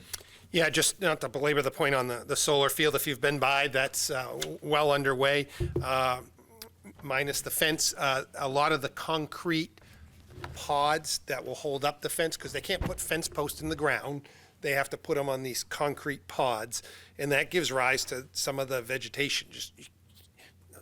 We can't even dig to put in a signpost. The EPA is reluctant to have us dig there. So, in fact, we had the basketball hoops on the old basketball court. We had to saw them off at ground level. We couldn't dig them out, right? So that's part of the apprehension with trying to do something with vegetation, is that we're too close and the EPA would get involved. Now, the EPA could ultimately say, yes, you can put in some arborvitaes or some shrubs along there, but it would be I would guess, multi-year process to get their approval to do that. So there's just that apprehension of dealing with the EPA. Could you do something on the fence, some viney thing that it's fake? I don't know, maybe, but it wasn't approved. So again, we're a bit beyond that at this point. But it's, I guess, in the eyes of the beholder a little bit. Mr. Rhodes? Not to keep us here any later, but the site there is an odd one. Not only is it a Superfund site, it's the only one like it in the country in terms of how it's mitigated. So it's a one-of-one thing, and that I think is where a lot of the reticence to do anything with it is coming from. It's weird. We got the weird one. Anyone else? Entertain a motion to adjourn. My house is right next door by the project, so I didn't know they're gonna build a fence, because I walk my dog past the project. Oh, okay. I thought they're gonna build something, but I guess no. Fence? Motion to adjourn. Second. Motion to adjourn by Mr. Horton, second by Mr. Witham. All those in favor, raise your right hand. Thank you very much.